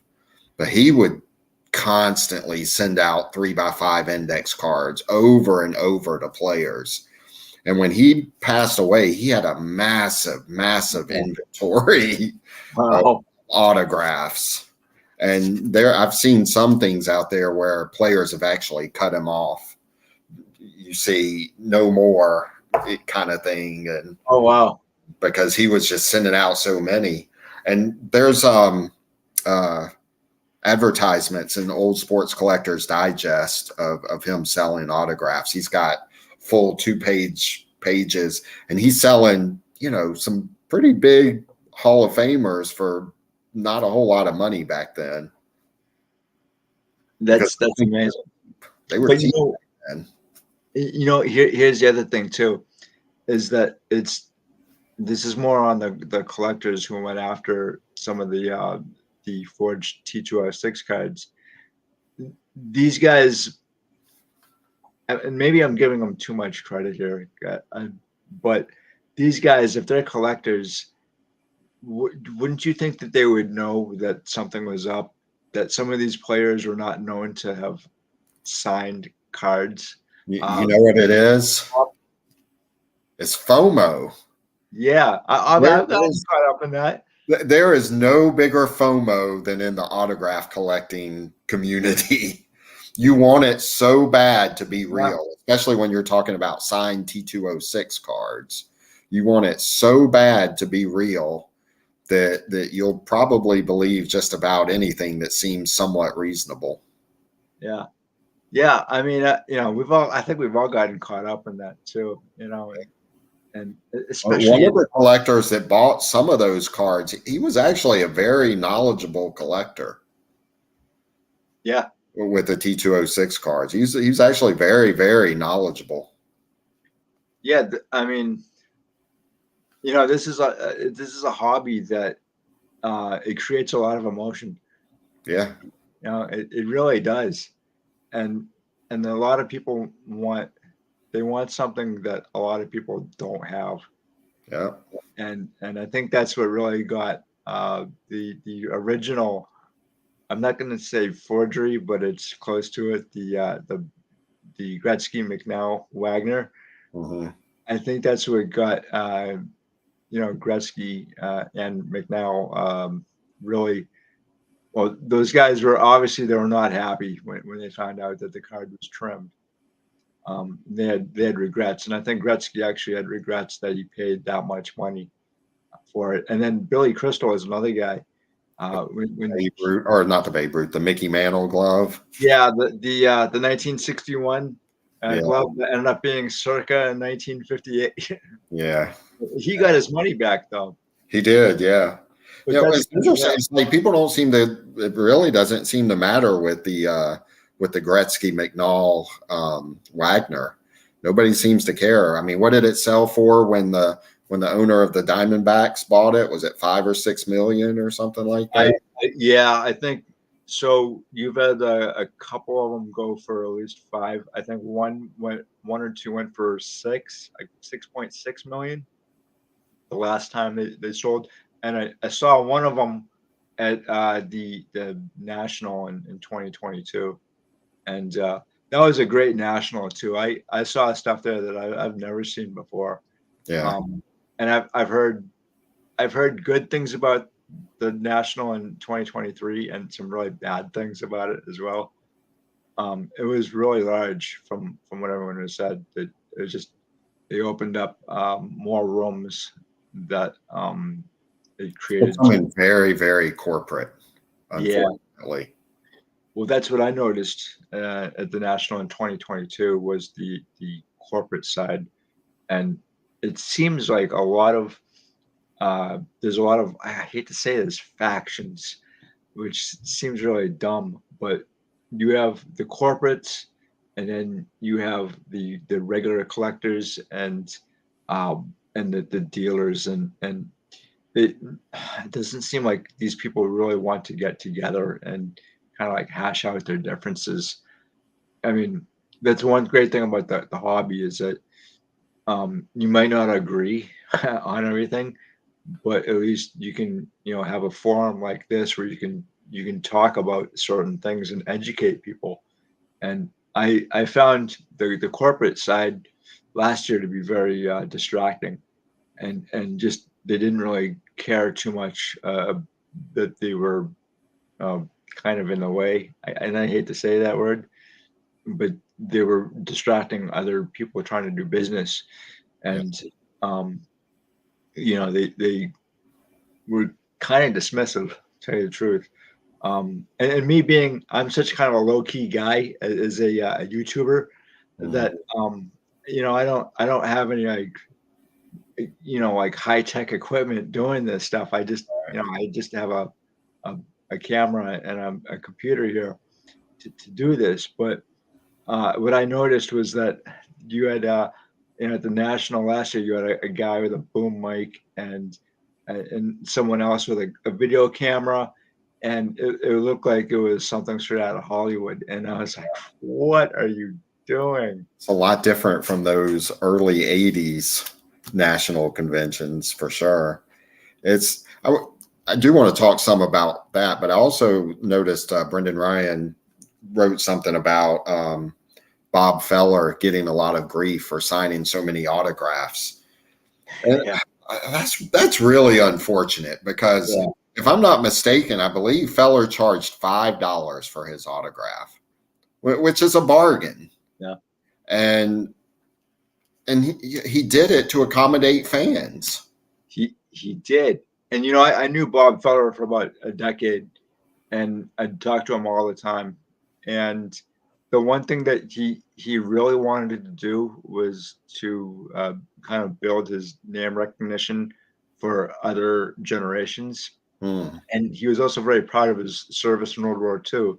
So he would he would get in his car and he would drive from state to state to city just to go to card shows and meet fans. He didn't have to do this. Right. You know, Yeah, he was great. I mean, and he did that for a number of years.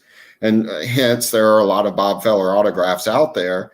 yeah, It's also kind of nice. If you want a nice autograph of a great Hall of Famer, it's not going to cost you very much money. yeah. And his cards are somewhat expensive. Yes, And rightfully so. they have really taken off in the last 10 years. Yeah.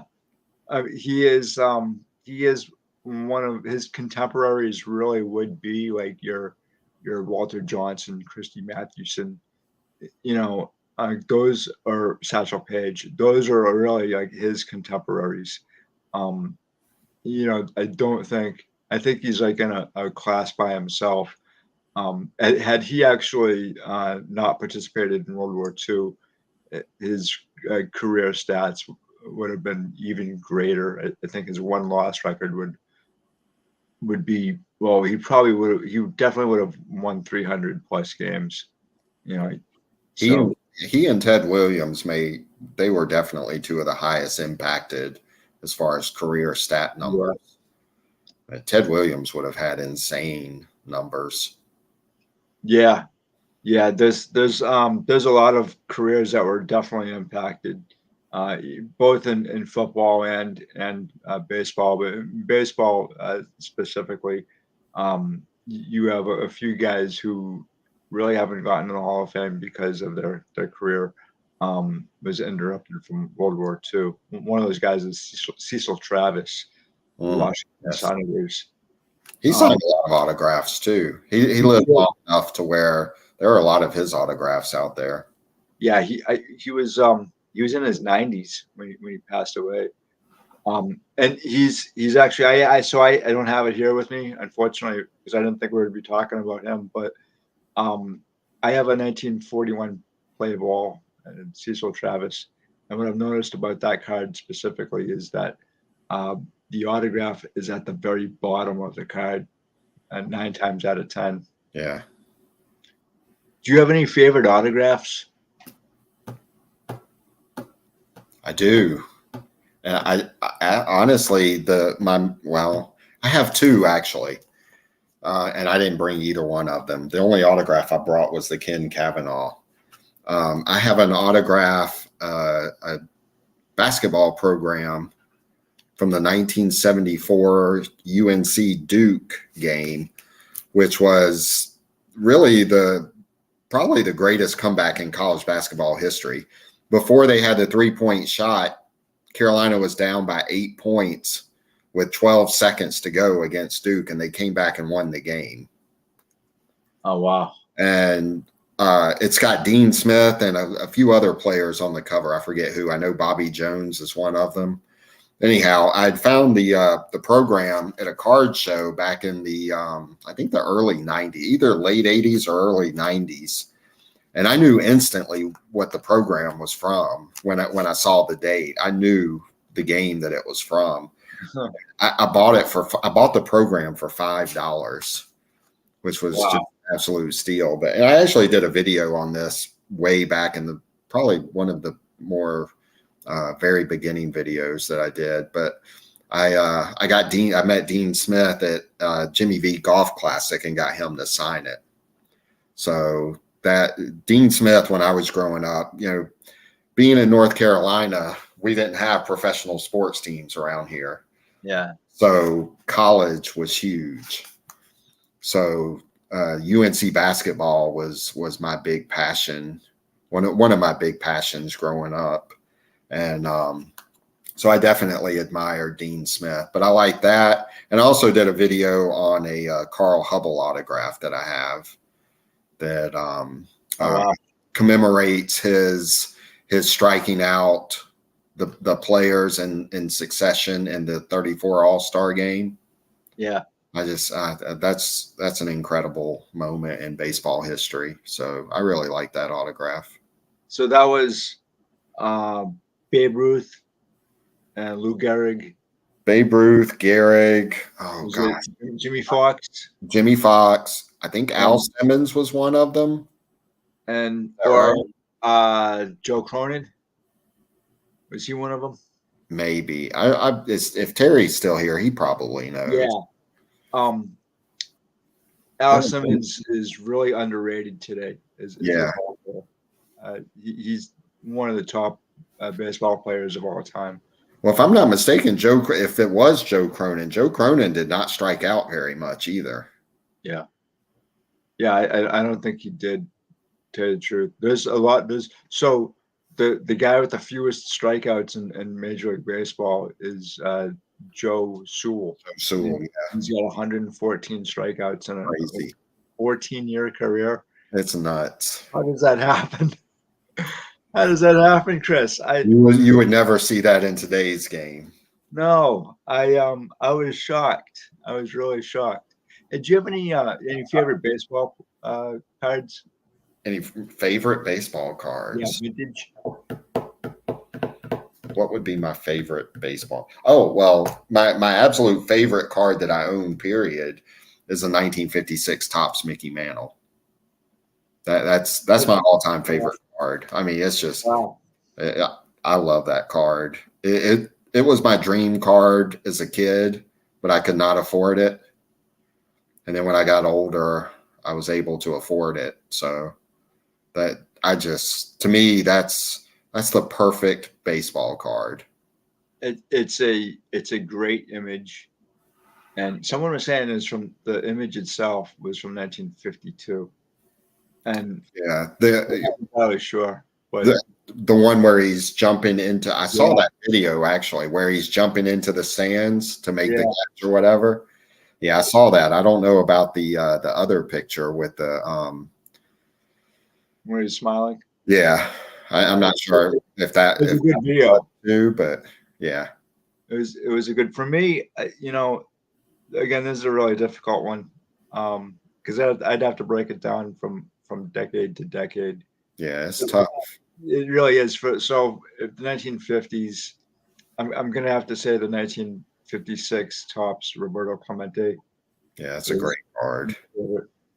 I love the scoreboard that you can kind of see in some of the advertising. Yeah. I just did a video on the Natural, the movie, and it's it's based on actual events, and so in the Natural, Roy Hobbs is hitting a home run into the clock at Wrigley Field, and in reality, that clock was the Bolivia clock. I think that's how you pronounce it. In Ebbets Field, and Bama Rowell hit that clock in 1946. Yeah, And that's interesting. I yeah, that's the kind of stuff I like learning about because, I mean, and no offense to people that love Roberto Clemente. I mean, I love Roberto Clemente too, but everybody knows about Roberto Clemente. yeah, I mean, I like learning about the guys and the things about history that I haven't learned yet. yeah, yeah. Everybody seems to talk about the Hall of Famers, but you have other Hall of Famers who aren't really talked about. Even in Al football. Simmons Yeah, and Al, Terry Al- did confirm the 6 players. yeah, yeah. And Tony, there's a lot of stories that are not really discussed or players that are talked about either.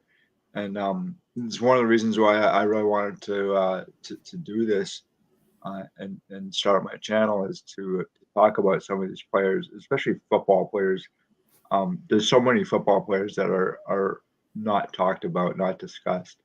And the one thing I think, and Chris, maybe I'd love to get your take on this, is that the Baseball Hall of Fame does a really great job at promoting its history, but the Football Hall of Fame, Canton, doesn't, and they don't do a good job of promoting the players from the past. What do you think about that?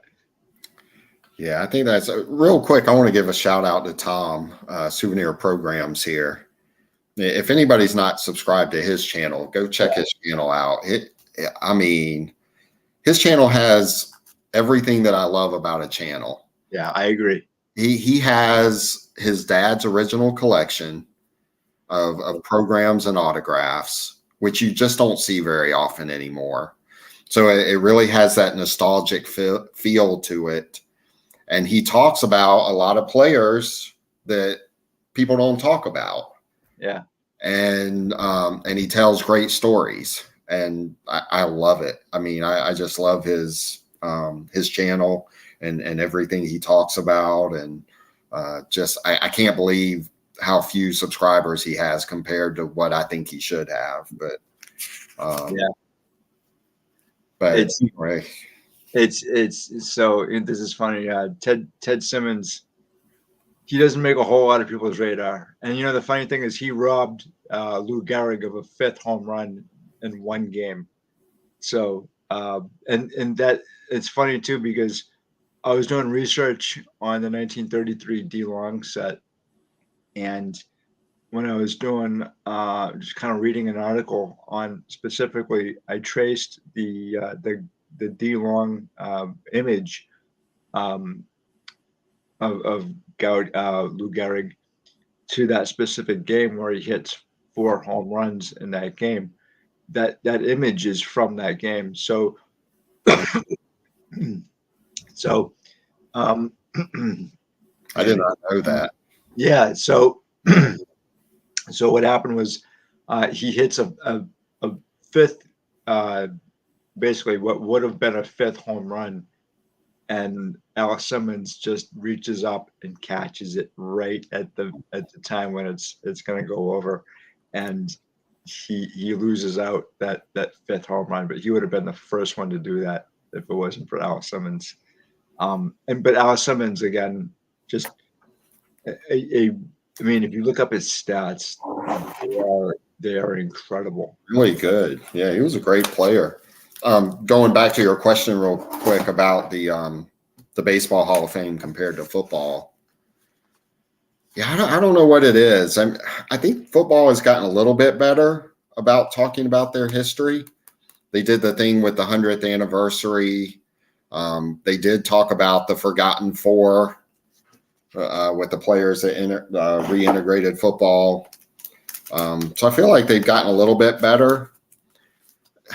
Again, I think one of the biggest problems with football is it's not a stat-driven sport, or at least the history part is not. It's a little more stat-driven now, but going back to, say, the 40s and the 50s and stuff like that, it just wasn't very stat-driven. And I think there's a big disparity. There's a bigger disparity in the football players, say from the 40s and the 50s, compared to today's football players, than Yeah. there is disparity in the baseball players as far as talent and that kind of thing.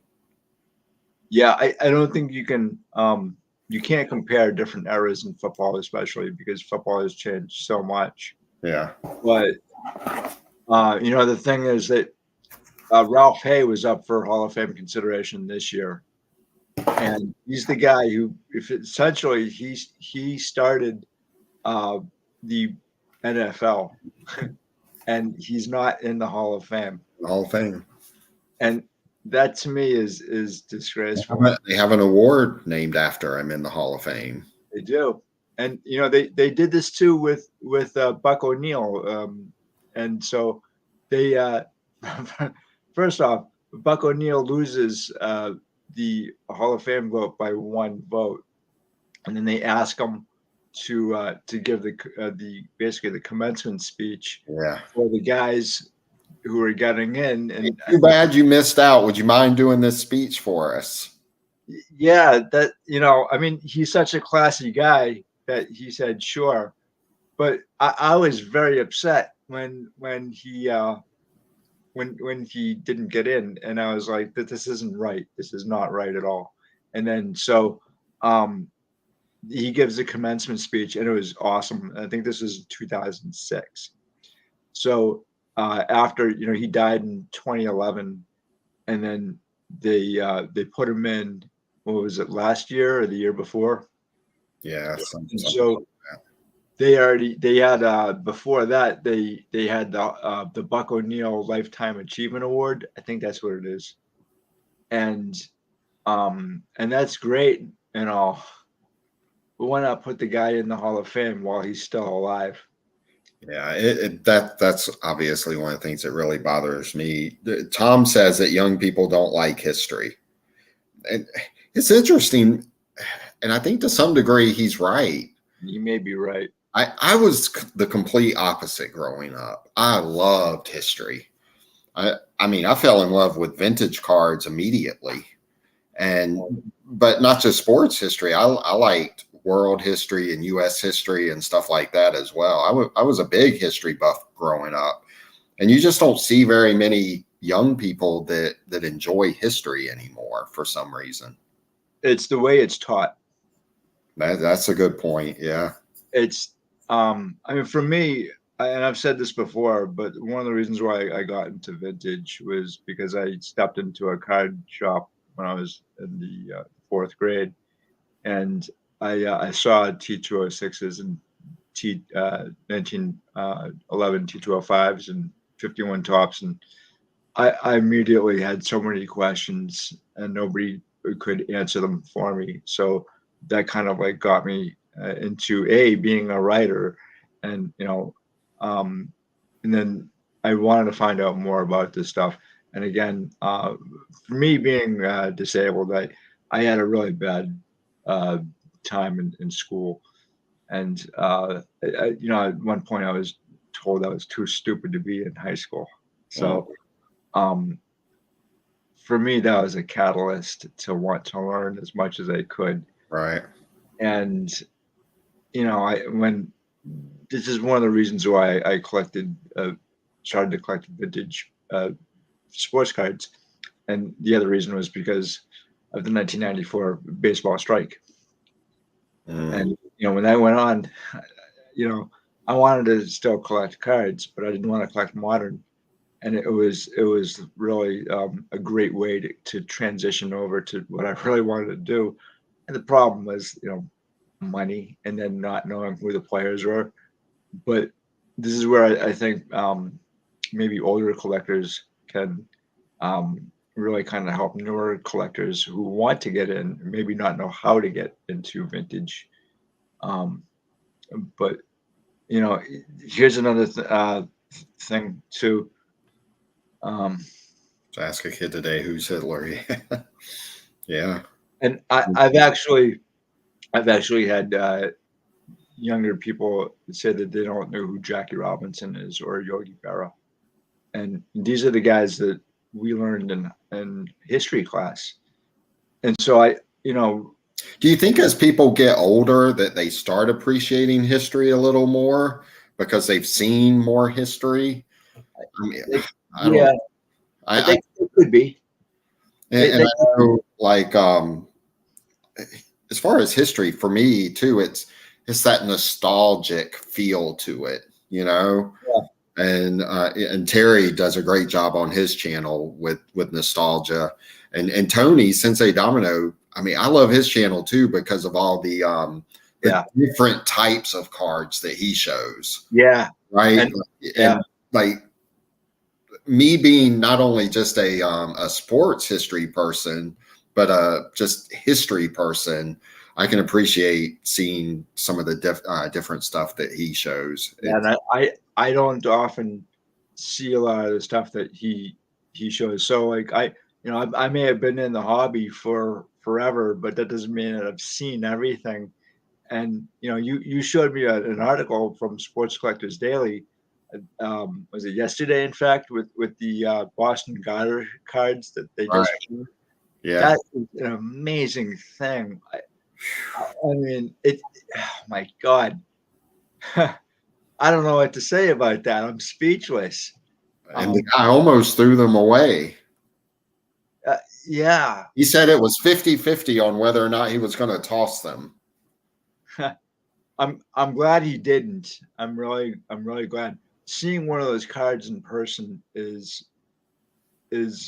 really amazing. I've seen a few of these cards in person, and it's one thing if you see it online. I've never seen one in person. They're bigger than you would think, and it's like seeing a painting. It really is. The artwork that went into this stuff is so good that I'm like, I wish that I knew who did this, because I want to give them credit. And unfortunately, we don't really know who did the artwork. I don't even think we know who did the artwork for the Bowmans, other than George Mall and his company, but specifically the people who were behind the cards. Now, I think there are some original artwork pieces from Bowman that were found in the I think Charles Steinbecker in his collection, but he died in 1966. He died in a car crash. But his widow had just given those pieces of artwork over to an auction house, and we now know who the for the most part we know who the person was who was responsible for the 53 tops artwork. But again, we don't have all those pieces of artwork either. And then there are there's cards that were supposed to be issued in that set that never were, and they have artwork for that. So like the Max Lanier and the Richie Ashburn. I wish that those players were in that set. But do you have any favorite artwork other than the Bowman?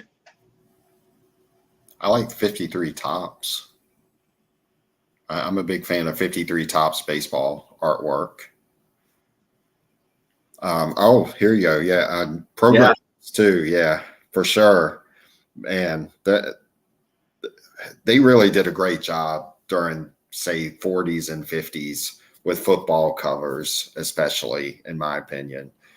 Some of the artwork on these covers, and Tom knows a lot about the different artists that did some of these covers too, which I think is fascinating. He talks about them like he knows exactly all about these guys that did the different covers, and I find it fascinating because I don't know in depth about those artists that did that stuff.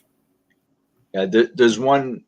I'm not a really big collector of programs, but I've been looking for a program for forever, and it's the 1942 Holy Cross versus BC game, the Coconut Grove game, and I've never seen one of these programs in person, And being And around that here, was with the fire, right? it was, Yeah, it was, and my family, we've always had this story around either Thanksgiving or Christmas or whenever. But as the story goes, my aunt, my great aunt, her sister was dating one of the BC players, and if BC had won, they were all supposed to go to Coconut Grove and Boston.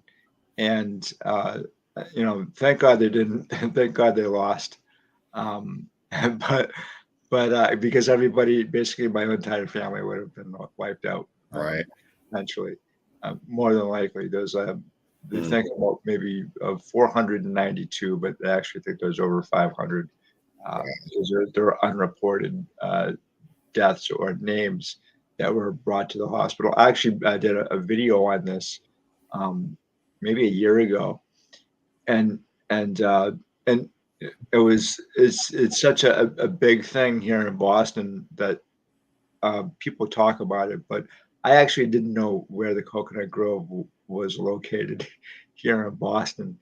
And they actually, for decades and decades, they didn't do anything with the site, and then they built a condominium on it.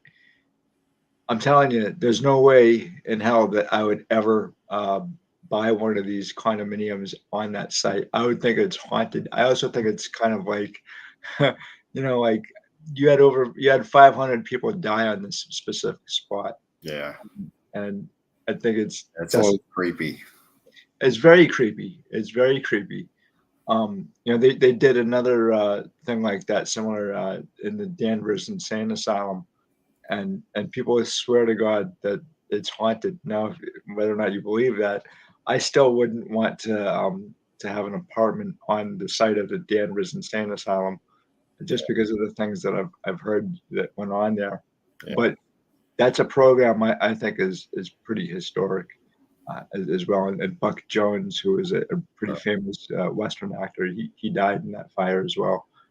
So Yeah, Tom mentions he only knows this stuff because of research, and we have a bunch of researchers in the chat right now that talk a little bit about that. I mean, to me, that's as fun as collecting. I think so. So I'm at the point now where I'm starting to whittle down my collection, not sell it, but not buy so much because I'm more on the side of researching the cards. And I was talking to a friend of mine, and she wanted to know like what how do I go about researching cards, and I've told this to other people too. But for example, if I don't know anything about the player or the card, I start to look at the card itself, and the one thing that I can see right off the bat is the name. So if I don't know the player, I'm gonna go through the newspapers, and I'm gonna find specifics on the player itself, and then I'm gonna start taking notes on the stuff. And again, like when I go to a show, I might not buy anything at a show. I'll take notes on what I'm seeing, and I'll inspect the card, and I'll take notes on the card. And you know, as I always say, like the reason why you want to go to a show continually is because the more cards you see, the better you're going to be at noticing if there's anything off on the card. And if if you're worried if your card is trimmed or anything, the easiest way to find out if your card is trimmed is just line it up, right? And and so I'm always doing that, but I'm also taking photographs and notes and just kind of examining stuff. So like again, if I didn't know anything about Philadelphia, the chewing gum company, um, it it really doesn't. It says PCGC, um, Mhm. and so like I'm gonna start with that as well, and then you know when you're looking at a an article or two on maybe the company or the player, you're going to start to see that there's certain patterns, right? So you can follow the patterns or what's going on. So and it's not easy, but this stuff. I mean, I really love doing the research on the players and the cards themselves and the companies because honestly, there's not a lot of people who are talking about the companies or the owners of the companies. Right. And they're fast. A lot of them are really have fascinating stories. Yeah, I mean, it's, yeah. I wish there were more people out there that had kind of information, and some of this information is really hard to dig up because yeah, nobody thought to document a lot of this stuff.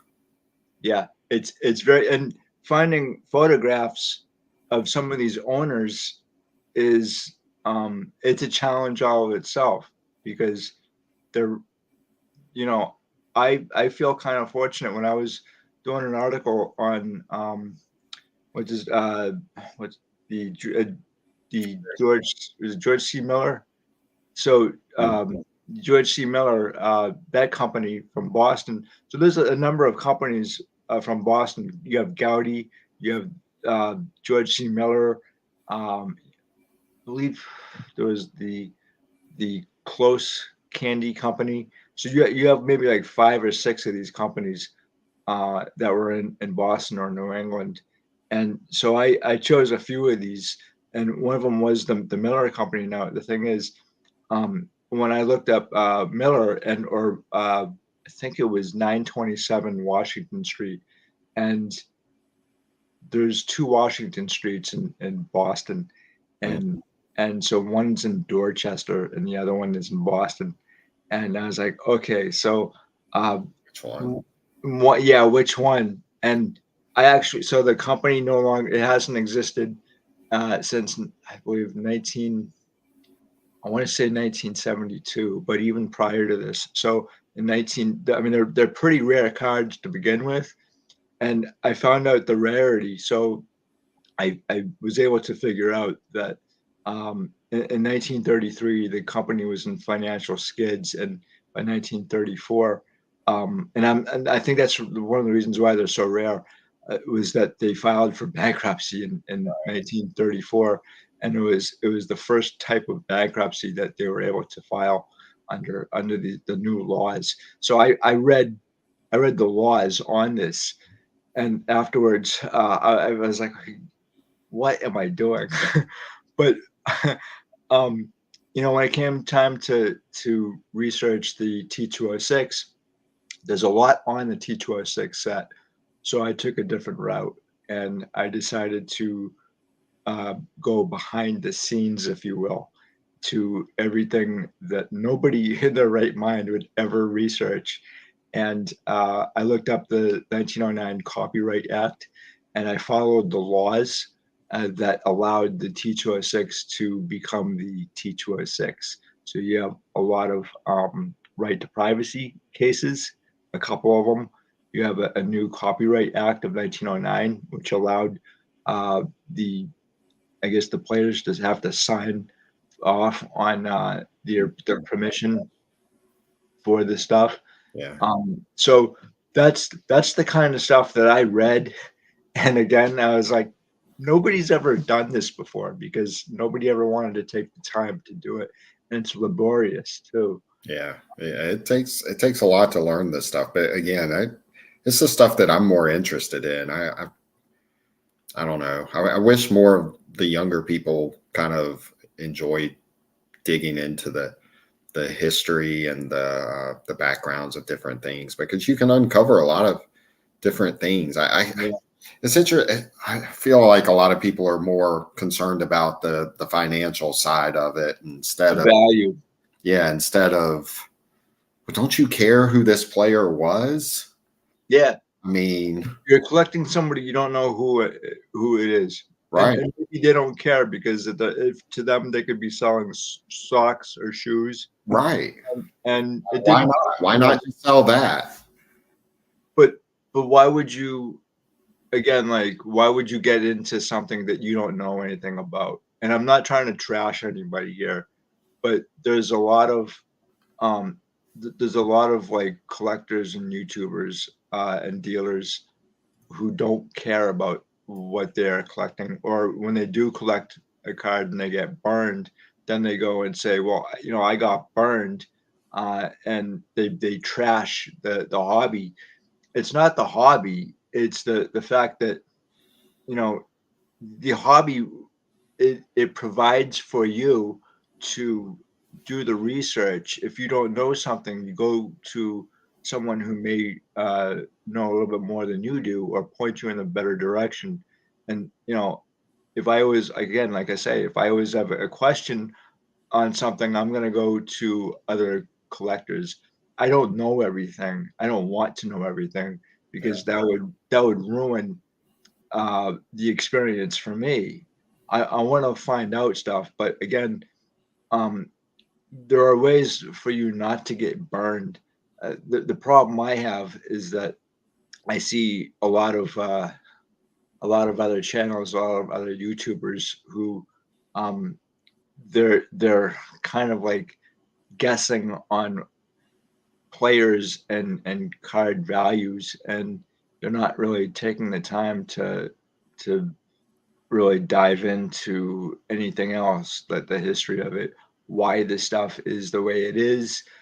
And maybe if you find out the history of some of these cards, and find out why, specifically why a card is rare to begin with, then you're going to be in a better footing, I think. Well, and I think unfortunately people have forgotten what the term collector means. You know Yeah. what I mean? It's almost like they need to be reminded of what collector means. Yeah. Um, to me, that's the fun part, is collecting it, to have it. I mean, that's what we did when we were kids, right? We wanted this stuff. I personally collected all kinds of things when I was a kid.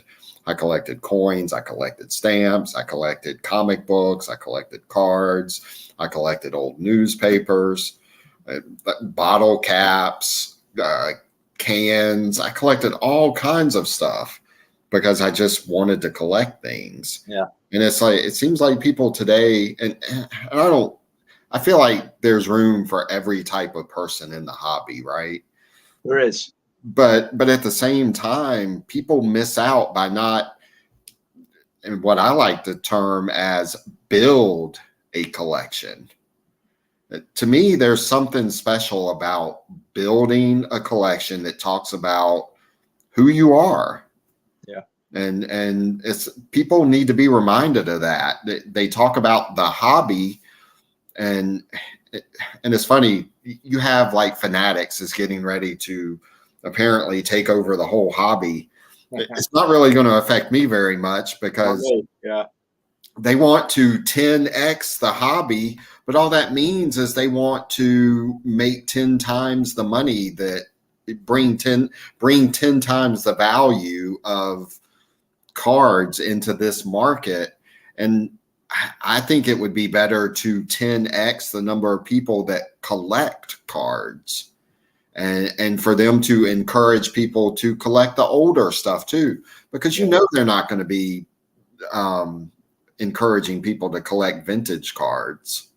Yeah. No, if they know anything about it, and we were talking about this, but I'm not going to name the channel, but I had actually bought a Paul Warfield rookie, and Yeah. and That was hilarious. I had mentioned this on another YouTuber's channel, and somebody chimed in, "Who cares about Paul Warfield?" And I was blown away by this. I was actually, you had just bought that card too. yeah. Yeah. And there was And then right after that, they said, well, who collects Bobby Lane? Yeah. And I was offended, and I don't get offended very often. I really was. I was like, you bastard. But the thing is, it wasn't because I had just picked up this card. It was more the fact that I had heard so much about Paul Warfield that I wanted to learn as much as I could about him and his career. And he is a very impressive guy, not just on the field, but off the field as well. And I was going to do a video on him actually, and I still will. But it's the fact that he represents, at least to me, what you can achieve when you put in hard work and dedication to your craft. And he did it in a way that led him into the Hall of Fame. And so that's what when I had seen his rookie card up for auction, I was a teenager, and my buddy Bob had told me all about this guy, and he's like you gotta go for this card, you really do. And he's telling me all about Paul Warfield and his career, and I'm like, oh my god, this guy sounds awesome. He was an amazing player, and he was on that 72 Dolphins team too, which is, I mean, Undefeated. who wouldn't want to collect that team? Yeah. Larry Zonka is also on that team as well, and his 69 Topps rookie is a fantastic card. I don't have it here with me, unfortunately, And but relatively inexpensive when you compare it to other things, right? yeah, yeah, and so when I saw that comment, I was like, oh my god, I cannot believe it, and I hope that isn't the case for the majority of collectors out there. I hope this is a one-off incident. That's what I hope, at least. Yeah. I I know Terry really, I admire Terry for his, I do not know anyone that is as focused as Terry is with his collecting. He has a tremendous focus that I really envy. But he knows what he wants his collection to look like, and it represents who he is, and it represents who he wants his kids to kind of remember, like this.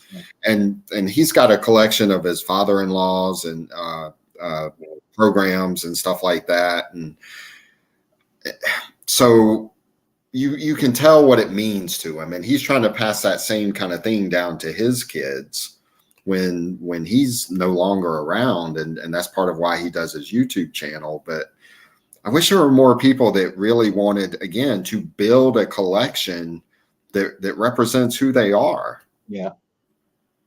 Yeah, everybody's collection is different, and it does tell you who you are as a person.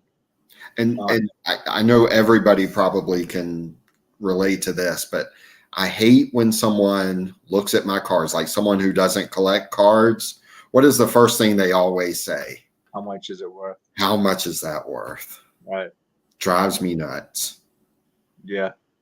Because they're not looking at the player, they're not looking at the card or the history of it. Yeah. They're looking at finances. Right. And I never tell them. I'm like, I don't know. Yeah. Yeah, I stopped doing that 2 years ago, just because it really does bother me. For me personally, collecting cards it's a journey, and A long journey. yeah, Too many people want to make it a quick journey too. it's quick satisfaction, right? So this is something that my own personal collection, something like this. It's taken me years to try to track down simple cards like this. It's not simple. It's the fact that you actually have to track down cards and then do the research necessary. You And asked, I got to find the one card you were asking if I would show it tonight, and I realized I have not shown it. So I've been looking for this card consistently for 3 years. It has been on my saved search for 3 years on eBay, and they almost never come up. I think maybe there have been 15 that have come up in the last year on eBay. And something has always, well, a lot of times it was the price that prevented me from getting it, because it's just crazy expensive. Yeah, here it is. And most people may not know who this is, but it's Buford Ray of the Pack. Wow. That's nice. That's the last card in the 48 Bowman set. And it's a short print. So you had all the numbers that are divisible by 3 are short prints. So this is a short print. And he should be in the Hall of Fame. He should at least be Hall of Very Good also. Yeah. But this card was a total thorn in my side. And I missed out on a couple, and there was one that came up, and it was a pretty good price, and I hemmed and hawed on it, and I'm like, I really should buy that card. It's a pretty good price, and then I made up my mind to buy it, and it was gone. So, but then this one came up, and I didn't even think twice. I'm like, okay. And it's got a couple of creases on it, but you cannot, it's hard to find that card. It is so difficult. Yeah. And I will not sell. I mean, there's no way I could ever sell that card because I'll never get it again. Yeah. And that's the thing too. A lot of collectors might not understand is that there are cards that you have to buy at that moment because you may never ever be able to get that card again, and it may not even be a Hall of Famer, right? So there are certain cards that are just so rare to begin with, and it's a once in a lifetime opportunity. And I mean, for me, I've had a couple of those experiences. That a 60 tops Mickey Mantle, but it's just knowing, what the card is. Sometimes not even the player. Sometimes the player doesn't even matter. It's just right. Yeah. There was another player too that I wanted to kind of throw out to you. Alan Amici. I pulled that very same card, I think. Oh no, I pulled his Bowman actually. So you're the one who actually got me into the 56 top set. So thank you very much. I really appreciate that. Alan Amici is a ball player that I've heard about since I was a kid, and he is another guy. I think he only had a 5-year career. And he was a Heisman Trophy winner, right? Yeah. Yeah. So I did pull a Heisman Trophy winner. Yeah. I pulled his 55 Bowman, but yeah. Another card too that what I like about your channel is first you're going through a lot of these players that I might not even know about, and I get to learn the players and the cards too. So another card I found from your site was this as well, and the Crazy Legs Hirsch, that Elroy Hirsch, which I really enjoy. But I like his story quite a bit, and he's another player who's not really talked about too much. Yeah. And there was, let me see, there was when I got those. When I was a kid in 6th grade, a kid in my class gave me a stack of 1956 Topps football cards. And I took them home, and I guess I was really not the smartest kid in the world because I did not realize they were all from the same year. I was looking at the backs, reading the information, trying to figure out what year they were made. And because they didn't have the years on the back for 56 Topps. Yeah. It was only maybe a few years later I learned, oh, those are from the same set because they have the same design. Imagine that. But that got me interested in learning about the different players. A lot of people that are of a certain generation grew up reading the backs of cards, and that's how we learned. Yeah. We didn't have the internet to just kind of go and Google something. It was just, we read. Yeah. And I can remember completing the 87 top set with my dad. and just kind of like going through all the cards and the players and researching the stats. And I know a lot of people who still collect cards because they read the stats, or they became like statisticians, or uh, something in another field because of their card collection as a kid.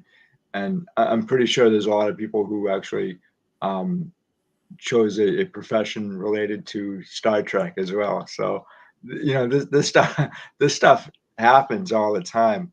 But um, it's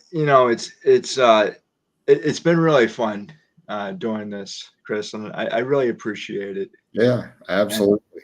I enjoyed it as we can, always. yeah, we could talk forever about this stuff. Where can people find you? Just stories and cardboard. That's it. I'm not very active on. Well, I'm not active at all on social media, really. So, yeah, I'm one of those weird people that try to stay away from social media. And so, yeah, it's just my YouTube channel, really. And it took me a lot just to do that. It was kind of a step out of my comfort zone that I don't really. Again, I'm more or less a private person. So. Yeah, I before we go, guys, I just want to say that if you guys don't have a YouTube channel, making videos is not the easiest thing in the world, for I think for anybody except for maybe Dakota, from Sports Cards Anonymous. I mean, that guy has a golden mouth, but but a very silver tongue, if you will. But for me, for a I guy have like a me, face for radio and a voice for print. exactly. So it's I enjoy doing this, but it's extremely difficult, especially because I say ums and ahs a lot, and I'm watching myself, looking back at myself, which is it, it's it's very I guess it's very distracting. So I don't really particularly like this, but I'm not really doing it for me. I'm doing it for you. And Right. so, just you know, I kind of hope that people would like kind of take that in mind as well. And I don't really get a whole lot of likes, but I do get a lot of people looking at my stuff, and that's fine. That's fine. At least my stuff is out there, Mhm. and we really don't have a whole lot of a lot of researchers and guys who are just focused on vintage players and cards out there. So I wish there were more people out there doing this, Yeah. but Yeah. they're I unfortunately appreciate all the nice things everyone has said. It's great. I mean, yeah. yeah, it's really about the relationships. I've met some pretty cool people Yeah. and still getting to know more people better. And Yeah, that's what's important. that's one of the things I think the hobby is really great, is that you get to meet different people and share experiences, and I wish that would continue in the future. So again, Chris, thank you so much for stopping by. I greatly appreciate this, guys. You guys watching this, thank you so much. As always, I greatly appreciate it. And like and subscribe, if you will, to Chris's channel and mine as well. And we will talk to you later. Have a good one, guys. See Bye. you guys.